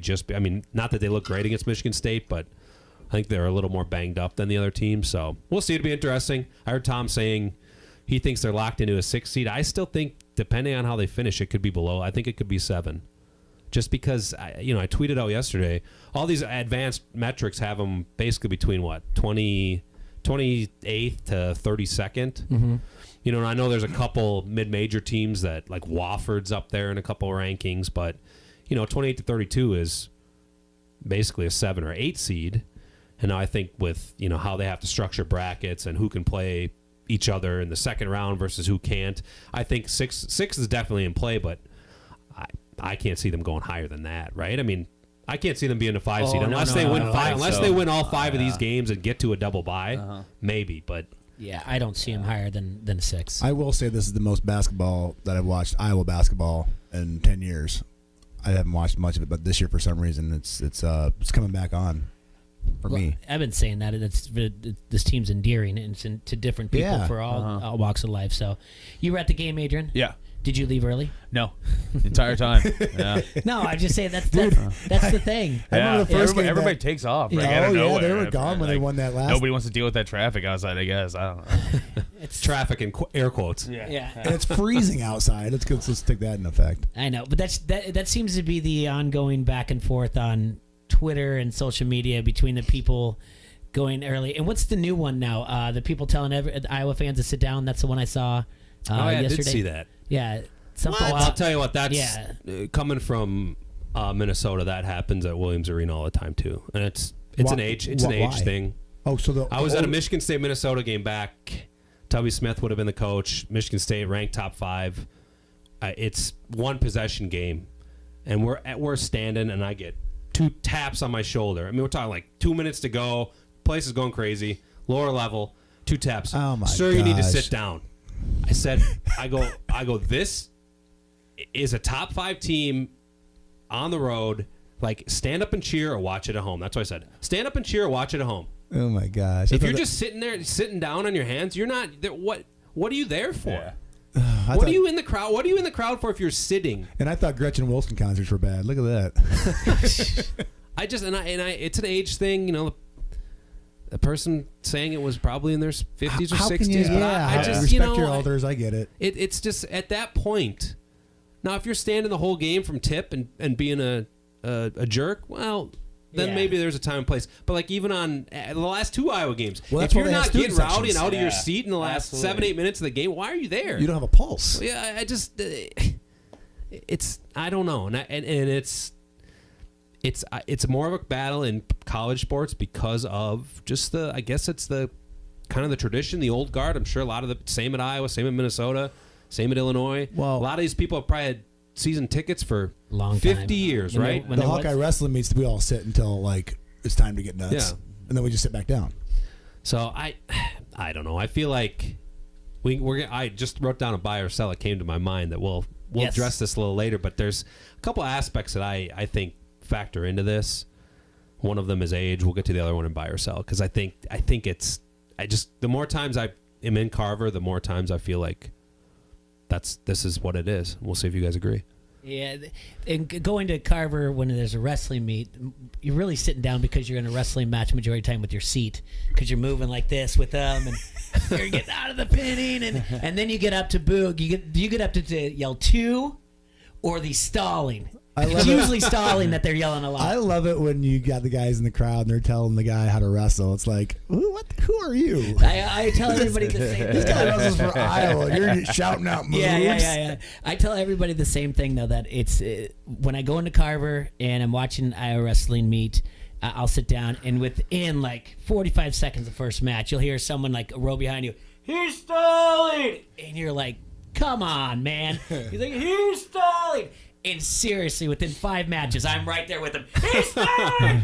Call him! Bang him! Like, so I get right into it, too. But yeah, you stand up, you sit down. But what did you do when you at that Michigan State? What did they say to you when you said, like, sir, like, if you're here, I don't think they said anything, and we just stayed standing. Like, I mean, I don't, at a certain point, like, you don't want to end up on World you're not Star being video. disrespectful, but you're also, it sounds like the old, like, I paid my money to be here too. Yeah. Like, if you don't want to be in the atmosphere, don't come. Like you said, those last 2 games, you don't have a pulse. Then Yeah, like I don't, Yeah. like. You don't have to yell, you don't have to clap, but if you don't want to stand up and be on the edge and like watching this happen, I don't know. At the same time, I thought everybody was standing the other night. You don't want to be on World Star video fighting some 60-year-old man in the stands either. Do you? But my question is, what are they going to do? Get security and tell you to sit down? It's the old like, why be there? Why don't you want to be excited? Like you said, don't you have a pulse? Like, aren't you into this? Like, then you're in a rock and a hard place when they want to leave early. You have Sounds to stand like up my to let last them week. through, and Yeah. then the people behind you are saying sit down, but you're letting the other people that leave early through. You're rocking a hard place. I couldn't believe how many people left. I mean, this is a 1-point basketball game for the last 2 minutes. I've been to maybe easily 20, 30 Iowa basketball games, and this is, I guess I've never paid attention to people leaving early, but this is, you've been covering them long enough. This isn't something new, I guess. yeah, I mean, it's a. What is it called? The 4-minute or whatever Yeah, it's else? at the under 4 timeout, depending on where the score is at. I think That that last TV timeout is where a lot of people, win or lose. If they're up by 20, people do it too. If the game isn't tight or they don't perceive it to be tight, then they bounce. But that's a personal thing. If you want to do that and you pay your money and leave. I don't understand why. You pay your money to be there. What's the point of bouncing early? I mean, my dad, that's just from my dad growing up going to Twins games. We would never, ever leave early. Maybe 2 2 outs, bottom of the ninth, or something like that. We'd get out of our seats and walk out, but never would leave early. It was a thing. It was his thing. It's like, we're at the game. The game's not over. You never know. That first Iowa game where they made their first comeback, I can't remember who they played. They had 2 comebacks this year, right? Toward the end. Northwestern was the one. Yeah, the stands were just empty. There was nobody in the crowd. But this last one when they lost, there was still some people there. Where you the Northwestern one. But the Northwestern one, there was nobody. Down 9. Nobody in the crowd. When we were younger, we left Kauffman Stadium.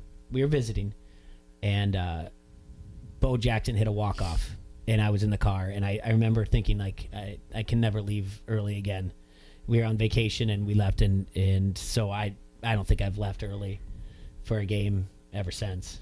Unless it was to, honestly, I was in my 20s, and it was to go back to a bar. Well, yeah, I was just going to say that. Like, maybe in those sense where you're like, well, let's go get one before the rush comes in, next door at Hubert's at the old Metrodome or whatever, right? They stopped serving beer at 6. Oh, wait, college doesn't serve beer. Never mind.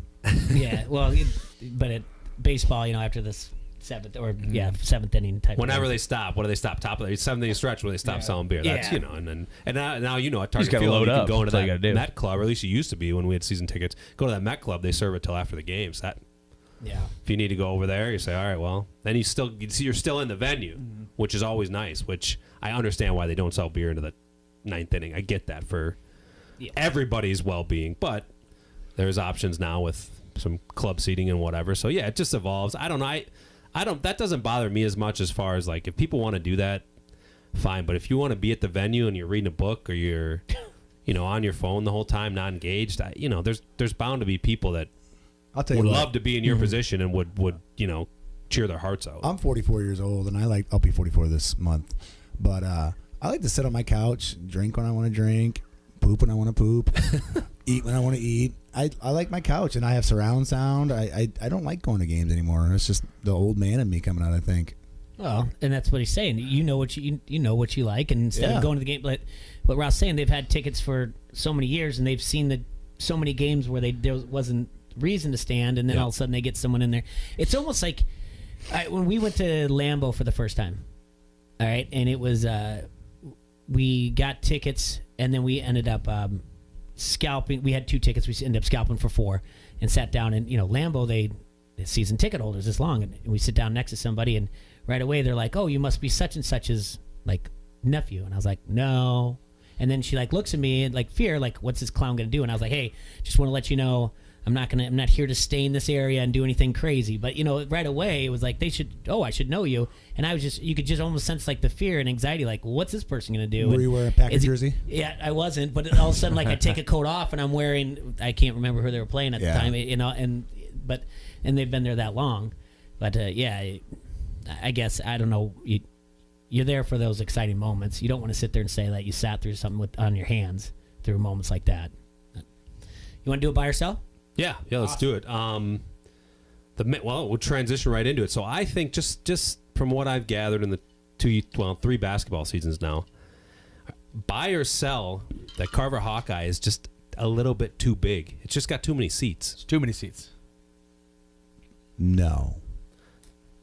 You should see that arena. I can't so believe how many seats were available. Sell? I don't. How do you play? You'd say sell if we're. I think it's fine. I like how they're straight up and down, and like a lot of seating. Don't get me wrong. I love the stadium. It's great. Mm-hmm. But yeah, there's just too many seats in there. Unless you've ever ran it with somebody on your back through Iowa wrestling camp. Yeah. And then wheelbarrow on the way back down, you'd hate the place. I don't think it is, but it just seems that way because they just have been struggling to get the tickets, so I'm going to sell it, but I guess it would be like an asterisk. I'd like to see them do something different with the student section, but I don't know how you do that. They have high hopes. You can't be mad about that, right? Let's make a big place. We want to have. Yeah. No, I don't go to wrestling meets often. Does it sell out for those? Certain ones they do. Yeah, Iowa wrestling's real big. Yeah, I've been for sellouts against Penn State, against Oklahoma State, against Iowa State. Iowa State, yeah. Yeah, I've been to. I know since they did the outdoor one with against Oklahoma State. That's the largest one ever. But I think I've been. They had that one. When's the last time the basketball sold it out? I don't know, but I think I've been to 3 out of the top 5 largest attendance in You know Carver. what they need to do is have more ice cream machines. They have the best ice cream at Carver Hawkeye Got that Arena. soft serve. The raspberry chocolate swirl. I'm not even kidding. It's so good. The line goes all the way around the whole place. Someone did mention that yesterday when Kager was I'm not on. even kidding, Yeah, dude. they should have- I talk about it the whole way up. I and just get want to 2 get my of them. facts right. So it's the 5th largest in the Big Ten. Okay. So 5th out of 14. Mhm. 14 or 15.4 is the capacity. I don't know. Because I think they've sold out. Maybe 2 games a year since I've been here. That's about what it averages to be. Obviously, Iowa State pretty much every time they come, and then this year it was Michigan. They sold out. They haven't had another one yet. I don't know if they will. They probably won't. There's only 2 more home games. Yeah. I think the interesting thing, like you guys said, student section, or maybe get creative on one of the ends, because it's always the behind the basket seats that don't fill up. Yeah, maybe get creative with some sort of. I know they kind of have a club Promotion? area on that one end now that they did, right? I don't know. Yeah, get creative with something there. $10 tickets. Yeah. Wear a black shirt. Get in for $10. So, I always end up sitting on the ends anyway, just because I don't want to be around that many people. At one Maybe time. they're not marketing right. Cheering or over the top. maybe it's I don't know, an all-inclusive thing where you $50 you get food vouchers and ice cream, 4 beers Dogs, or ice whatever. cream. Yeah, they ice cream. Yeah, You ever had their ice cream? Right? Yeah, I mean something just stuff like that. You're behind the basket, and they have the ice cream machine on the floor down there where the players walk out. You don't have to wait in line. That wraps around the top of Carver. Well, they did just have, and like you said, they added that section where people coming Yep. to you, and you had a server and everything Yeah. like that. I mean, but it's so small. Like they could definitely expand that and make it lower. They need to promote it better. I think. Or maybe do something with I don't know. There's got to be ways if they do a renovation. I think they do. I don't think downsizing would be a bad thing.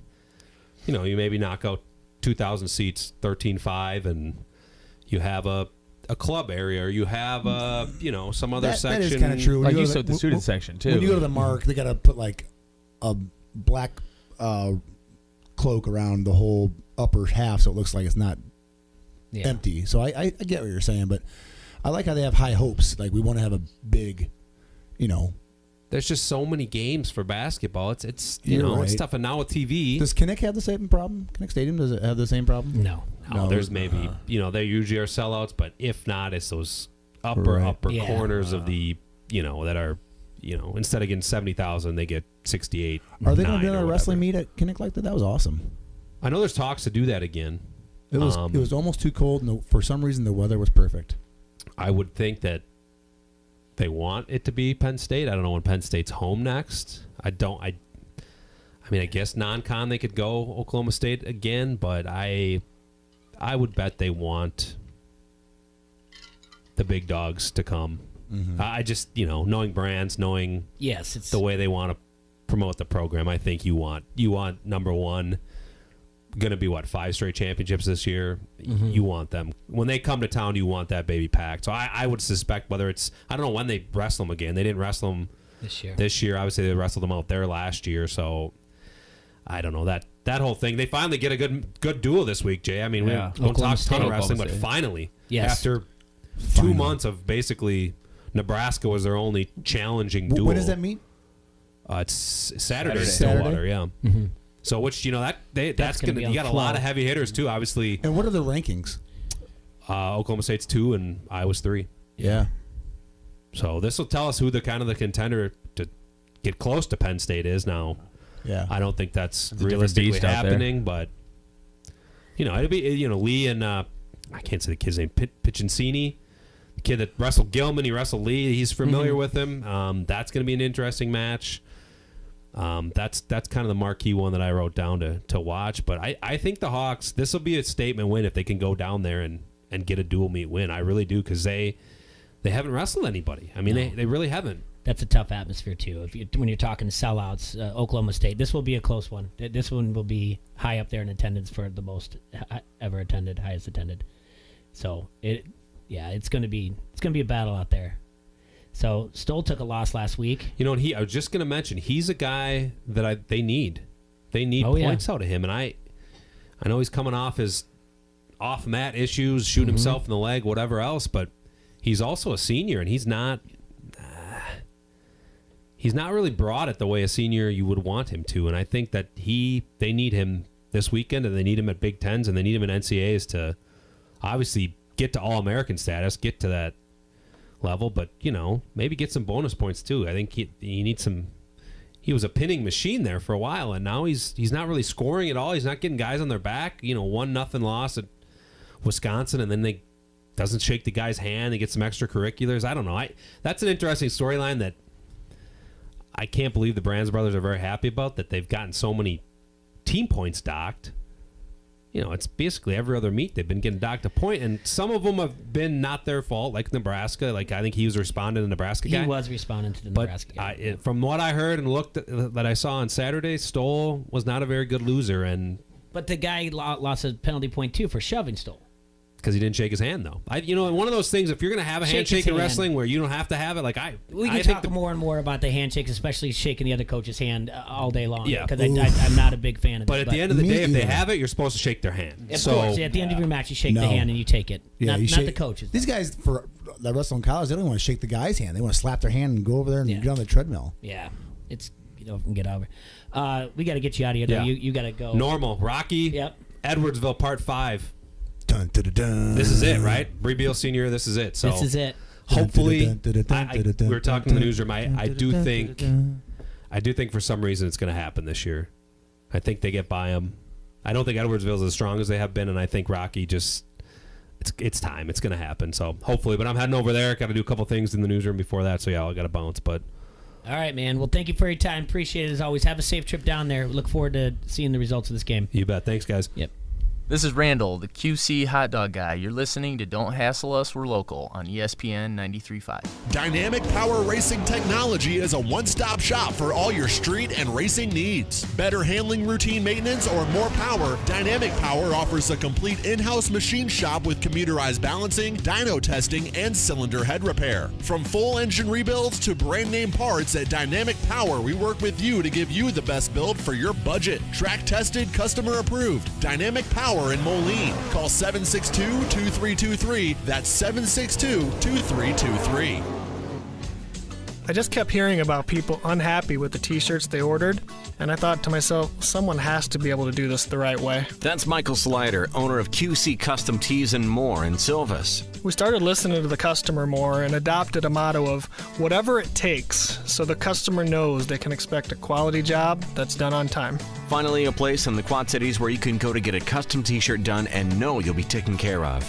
We're not done with the job until the customer is 100% satisfied. We try to follow up within 24 hours after the order leaves the building to make sure all was correct and that they're happy with our quality and service. I truly believe that's what sets us apart. That must be why QC Custom Tees and More continues to grow year after year. If you need screen printing, embroidery, banners, promo products, or anything else custom printed, why not go to QC Custom Tees and More, where they'll do whatever it takes to make you happy. Check them out on Facebook or online at QCCustomTees.com. Your garage is cluttered. Instead of a place to park your car, you've got sports equipment, lawn tools, half-finished projects, and a workbench that hasn't been touched in years. Tailored Living of the Quad Cities can take your garage from clutter and chaos to functional and fun. Whether you want a killer man cave or just to get clean and organized with an epoxy floor and custom garage cabinets, we've got you covered. Hi, I'm Amy. Schedule your free in-home consultation at tailoredliving.com and you and I will design the garage of your dreams. It's the hottest chicken in town. It's hard-hitting, high-flying,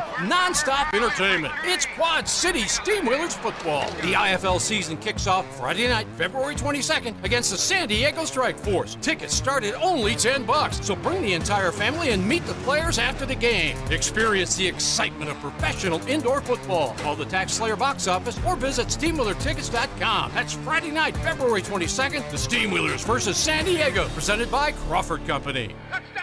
Get your maximum refund and your taxes prepared for half the price with AmeriFile. I'm Christy, a single mom from Bettendorf. I got tired of paying $250 at H&R Block, so I went to AmeriFile. As advertised, they did my taxes for far less than half the price. Bring in a copy of last year's tax return done by H&R Block, Jackson Hewitt, Liberty Tax, or any other tax preparer, and we will cut your tax prep fees in half, guaranteed. This year, AmeriFile has the best tax prep deal in town. Save Save hundreds having your taxes prepared with AmeriFile, and you get a coupon for free Rudy's Tacos, Whitey's Ice Cream, or Hungry Hobo. Trust AmeriFile's 30 years tax experience to handle any simple or complex tax situation. Remember, this tax season, save hundreds with AmeriFile, the best tax prep deal in town. Free Rudy's Tacos, Whitey's Ice Cream, or Hungry Hobo. AmeriFile Tax Centers, Davenport, Moline, and Clinton. Call 762-8087. That's 762-8087 or AmeriFile.com. H&R Block is a registered trademark. After-price taxes from last year's fees. $75 minimum.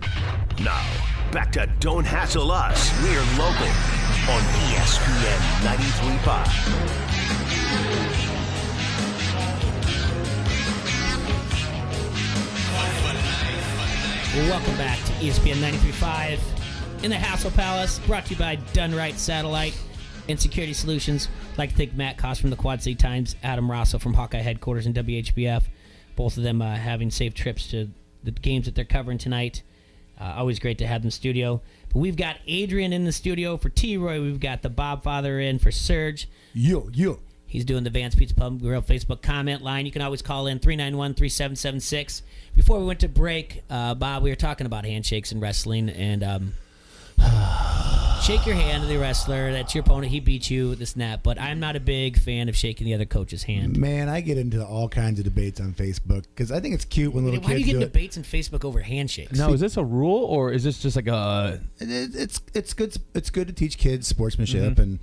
As a shake the hand at the end of it. The wrestling you do, the unwritten one is the coaches. That's not a... Well, you get even further when you start hugging and doing... don't hug. Well, the little kids, like 8, 9 years old, I'm okay with that. You know, it's cute. But I'll tell you what, you shake their hand when you start the match. You should have a mentality. You don't even want to touch this guy. You don't even want to... This guy's a puke. You want to beat him up. And then when you're done, you shake their hand and you're over with it. And you don't need to go over shake the coach's hand. You don't need to go hug the coach and the parents. Go... Watch these college guys wrestle. They go out there, they tap hands, they go at it, and then when they're done, they tap hands again, and they run off and get on that treadmill. That's how it should be. Yeah, and my only thing about the coach is shaking hands afterwards. Is if there takes one coach who could be upset, you might have beat their guy, and you didn't shake hands. I don't know, grip it hard enough, or you walked by and just kind of slapped hands. And all it takes for him to say. The one coach to say that's unsportsmanlike. You got a referee who you didn't shake it right. Yeah, and the referee who either knows the coach because the coach might be a Hall of Famer or whatnot. Or his cousin. Yeah, and we've been there. Yeah. And he says and all of a sudden you get docked a team point because of it, and you're just like, so I'm under the. It's not that I don't believe in sportsmanship. I just don't want to leave it in someone else's hands. It should just go away. For those who don't know, me and Jay Foster, we coached wrestling together at West High School, and I can remember. Watching these kids, the best thing is that being a coach is that you get to be part of these kids' lives, and you get to show them how to be men. You get to show them how to act, and it's more than just coaching wrestling moves. You got to teach them how to be a good person. But I remember JV kids or even varsity kids sometimes they would go out and hug a kid, like shake hands. It'd be a great match. They'd struggle out, double overtime, and after the match is over, they'd hug it out. I remember getting that. I mean, just yelling at the kid. I could care less about his moves or whatever he did. You don't hug somebody on the mat. No, not even, especially not high school sports. No, but you know who deserves a hug? Me, Julian Broderson. Oh, I want a hug. It was announced that he won the Class 2A Iowa Wrestle Dan Gable Wrestler of the Year. So Julian Broderson for Assumption, he'll be wrestling at the 3-timer from Assumption, who will be wrestling at Iowa State next year. Didn't see that coming. Well, that's how. That's why they don't. This is why we're the best in the biz. I remember Broderson when he would come to his dad Dave. Yep. They would come down into the West Wrestling Room, and Noah and Julian were down there, and Julian would just headlock everybody. And he was the strongest kid. I got pictures of that kid. 5. Yeah, he was throwing him around. He was just ripped, and he could just beat up everybody, and you knew he was going to be somebody. We'd be sitting there, we'd be putting on our shoes, getting ready for it, and we'd just tell him, like, throw a headlock. And he could nail a perfect headlock. Perfect. Yeah. And you know what? I was always, as a coach, I never liked showing headlocks because that's what kids will just do. They'll, headlock, hey, headlock, until you find somebody that knows how to defend a headlock. And then he just got better and better, did freestyle.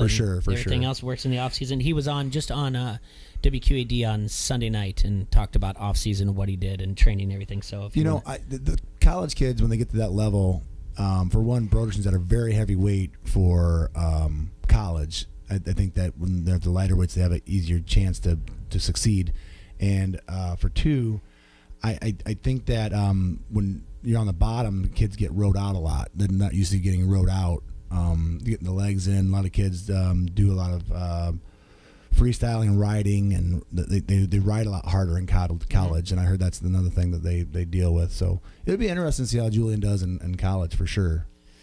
I think he'll be just fine. I want to ask you guys a couple things about yourselves, all right? When it comes to sports. Start with the guy with the hair over there. Yeah, well, we talked about, when I asked him about his NBA team, he said LeBron. So he's all LeBron. So does that mean you're going to be a Zion fan too then? Nah, let's see what Zion does. You better get some new shoes, I'll tell you that much. And so, all right, what's your favorite sport overall? Basketball. Basketball. Yep, okay. always has been. Favorite athlete overall? LeBron. Is it really? Yeah. Favorite college team? Iowa. Perfect. Favorite NFL team? Bears. Favorite NFL player? Oh, that's such a tough one. You said that a little while ago, and I can't really put a name to it. Probably Brady, in the way he plays the quarterback. Being a Cubs fan and a Bears fan all my life, this is the first time they've both been relevant pretty much my entire life, like this. Mm-hmm. And Brady's dominant for sure. It's you watch a loser for so long that, you kind of fall in love with the winners. Like I was a Yankees fan kind of growing up too. I was the same with Ray Lewis. I like seeing these kind of dynasty things that Bama and the Patriots are doing. I love the story behind it. It's kind of hard not to be. I don't like when people make fun of bandwagoners. Like, oh, you're just a bandwagoner. You want to be a Cowboys fan like I am? Come on, get on the board. I don't care if you've been a fan for 20 years or you've been a fan for 5 days. You want to rock a Cowboys hat? That's fine with me. Bandwagon are people that jump out on the front runners.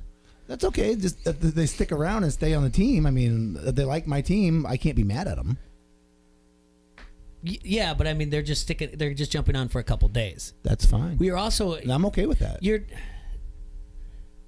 You're talking about a fictional situation because they're not a front runner. They could be, okay, it's like you don't know that until it happens. Let's say their whole life they haven't watched sports or really care, but all of a sudden they watch a Cubs game, and now, oh my gosh, I'm a Cubs fan. Hey, you know what? Come on, join our team. Be part of our group. Are you talking 2016? Jump on the Cubs? I'm talking any sport at any time. You want to, you see these guys rocking these Patriots hats. Yeah. Okay, I don't care if you've been a fan for 20 years or 2 years. You don't have to explain it to me.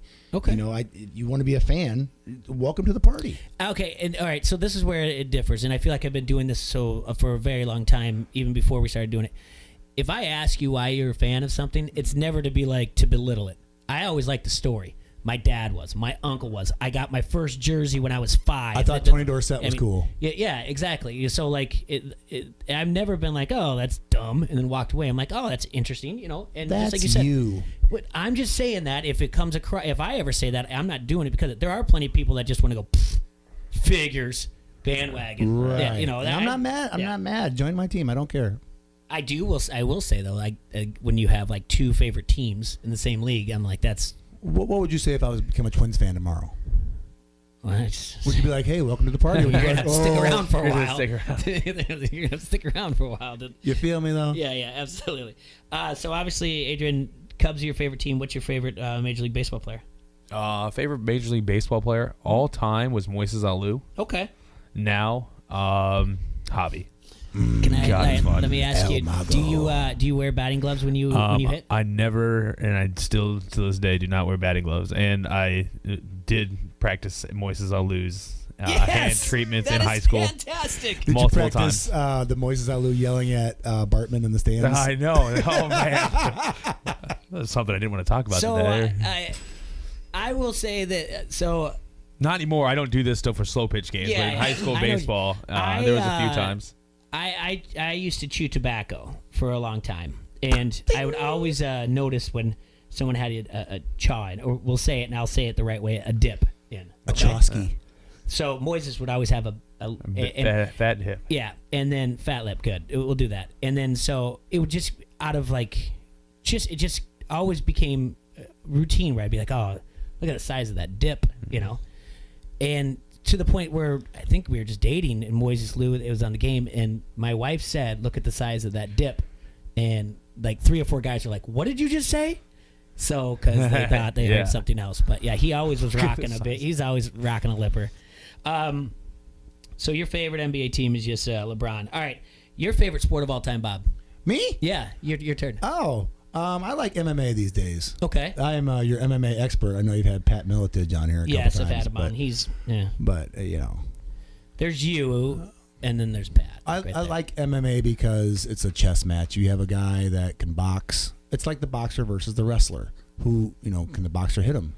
Can the wrestler take him down? A boxer is like a fish out of water when they're taken down.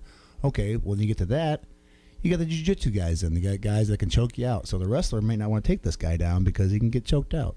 There's like a chess match, Then you got to have endurance, and you got to have, you got to be able to hit, like I said, I had a mild MMA career, just amateur fights at the local strip club. Do you go to the ones around here, like the cage aggressions? Yeah, sometimes. Okay. Like I said, I like to watch from my couch these days because I'm old and my hips hurt. You have one kid and everything changes. Yeah, my hips hurt. I stay inside now. But I like the chess match of it all, man. I like to watch these guys stroke it out. Who's your favorite athlete of all time? Bo Jackson. Good. Bo Jackson. There's nobody. I remember Bo could do everything. Bo knows. Your favorite college team? Hawks. Hawks. You say that with apprehension. Well, I'm Irish. I like Notre Dame. I like to. Yeah. I know you get it. You say you don't like people that get on people for being fair weather, but you got on some people Facebook of rocking their Iowa gear. So, well, you can't rock Cubs hats when it's not baseball season. You can't do. I wore a Cubs jersey to the Hawkeye game the other night. Excuse me. You're exactly the douche canoes I'm talking about. Why not? It's like one of my favorite shirts. I only have 7 shirts I wear. Cal Reed's the worst. He'll wear a Broncos hat, and it's like July. Come on, Cal. I don't know him. I don't know who that is. You're not missing much. I'll wear a Twins hat though, but I only wear Wayne Brady of the Quad Cities. I'll wear a Twins hat. Always. He must not come to Mound. You have one Twins hat that you've had since 6th grade. I have like 3 or 4 Twins hats. I only wear Twins or Hawkeyes. That's about it. And they all smell like booty and Hennessy. You gonna miss Joe Mauer? Huh? You gonna miss Joe Mauer? Yeah, that was a sad day. He was another one of my favorites. Yeah, that was a sad day. Why do you like the Twins? All right, so the quick story. I grew up a Cubs fan. Know quite a bit about the Cubs. Can tell you one of my first moments. I remember. So you're a bandwagoner. One of the first moments I ever remember crying at a sporting event was Game 5 of the 1984 NLDS, and then NLCS. So I was a Cub fan, and then Rhino left. I could never hang my hat on Sammy Sosa. I just kind of was a baseball fan in purgatory. I moved up to the Twin Cities in 2002. There's no such thing as purgatory, by the way. Okay, well. It's not in the I was Bible. a baseball fan that didn't have a team. And then I moved up to Twin Cities in 2002. We lived 7 minutes away from the Metrodome. It was $8 a ticket. We were there all the time. It was Guardy's first year. They were supposed to be contracted. They went from worst to first, and after that. And Garden Hires looks like a cross between my father and Kenny Rogers. Are you going to say Kirby Puckett's name at all? Because I'm waiting. Kirby's great. Okay. I mean, we'll see you tomorrow night. Ask me more questions. Yes, I know your favorite NFL team is the Cowboys. It has always been the Cowboys. Yeah. Who's your favorite NFL player? Weed and boys. Bo Jackson. Or maybe Walter Payton. Current. Oh, current right now? Yes. I'd have to say Kareem Hunt. Shut up. That's a weird answer. He's the best kicker in the league. And just like that, Bob was never invited back. I'm just kidding. I really don't have a favorite right now. I'm really mad at the NFL. Okay. Your favorite MLB team? Major League Baseball? I like the Cubs. Good. Favorite Major League player? El Mago. That's biased to all you people. Yeah. The magician. Do you have a favorite NBA team? Michael Jordan. Right now I watch LeBron. I just bought a LeBron jersey, so a Lakers jersey. Bandwagon. Do you have a favorite NBA player then? So it's LeBron? Of all time, it's Jordan, obviously, but now I don't know. I don't really watch. All right, so wrestling and basketball is 2 different seasons at the same time. You know what I mean? In sports, professional. Adrian, what's one athletic achievement would you like to do? Would it be like a hole-in-one on the PGA Tour, a home run in Major League Baseball, catch a pass, kick a field goal? What would it be? Shoot a three-pointer in the NBA game? Can headlining WrestleMania count? That does count. That's a very good exactly pick. What I wanted. That's a very good one. Really good one. What's one athletic achievement you'd like to do in a professional setting? I'd like to body slam Hulk Hogan. Do you see they're gonna have a movie? Biopic. Okay. I'd like to give him a leg drop too. I got one for you. MMA. You're coming out of the tunnel. It's got it. Keep it clean. What would your walk-up song be? Oh, don't sing the words. You can just tell me the name of the song. Oh well, What would your walk-up song be? Man in the Mirror by Michael Jackson. Would it really? Yeah. Or Juicy by Notorious B.I.G. Okay. Those are my two favorite songs. MLB, Adrian, what would your walk-up song be? Same thing in high school. Du Hast. Du Hast? What'd you call Du me? Hast. I have no idea who sings it. Is that a Samoan song? It was on a movie. I think it's Russian, I believe. Wow. It was good. You know what? I'd take that back. Just kind of got me going. I'd probably have Doug Brundies write me a song. Okay. That's not bad. If you could change one rule in sport, what would it be? They either got to go both leagues in baseball, DH or no DH. And mine would obviously be be able to sack the quarterback. You'd be able to sack the You quarterback. should be able to give him brain damage if you needed to, yes. Gotcha. Well, it's not bad.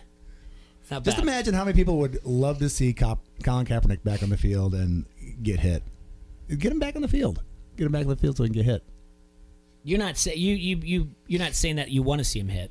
No, I don't want to see anybody get hurt. No, Yeah. I'm not saying that. But I think that if he would have went to this new league that they had, I think that with the new rules the NFL has, you can't hit a quarterback these days. You can't. They're all wearing the red jersey. You can't. But if you bring Kaepernick in this new league, he would. Everybody be watching the game because there's no rules on getting hit by the quarterback. They've had some pretty hard hits on the quarterbacks lately, and people would just be watching to watch Kaepernick get hit. And I'm a Kaepernick fan, so yeah.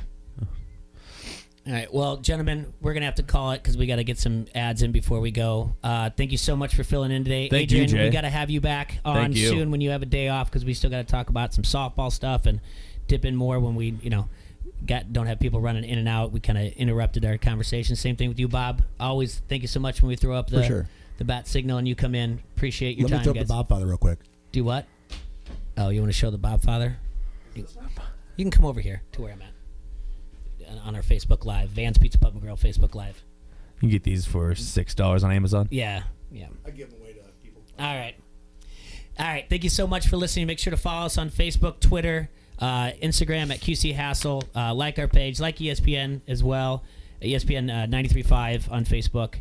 Thanks to Matt Koss. Thanks to Adam Rosso. Thanks to Adrian. Thanks to Bob for coming in. You guys have a hassle-free Thursday. We will see you tomorrow. Have fun at the Shake-Off tonight, Quad Cities.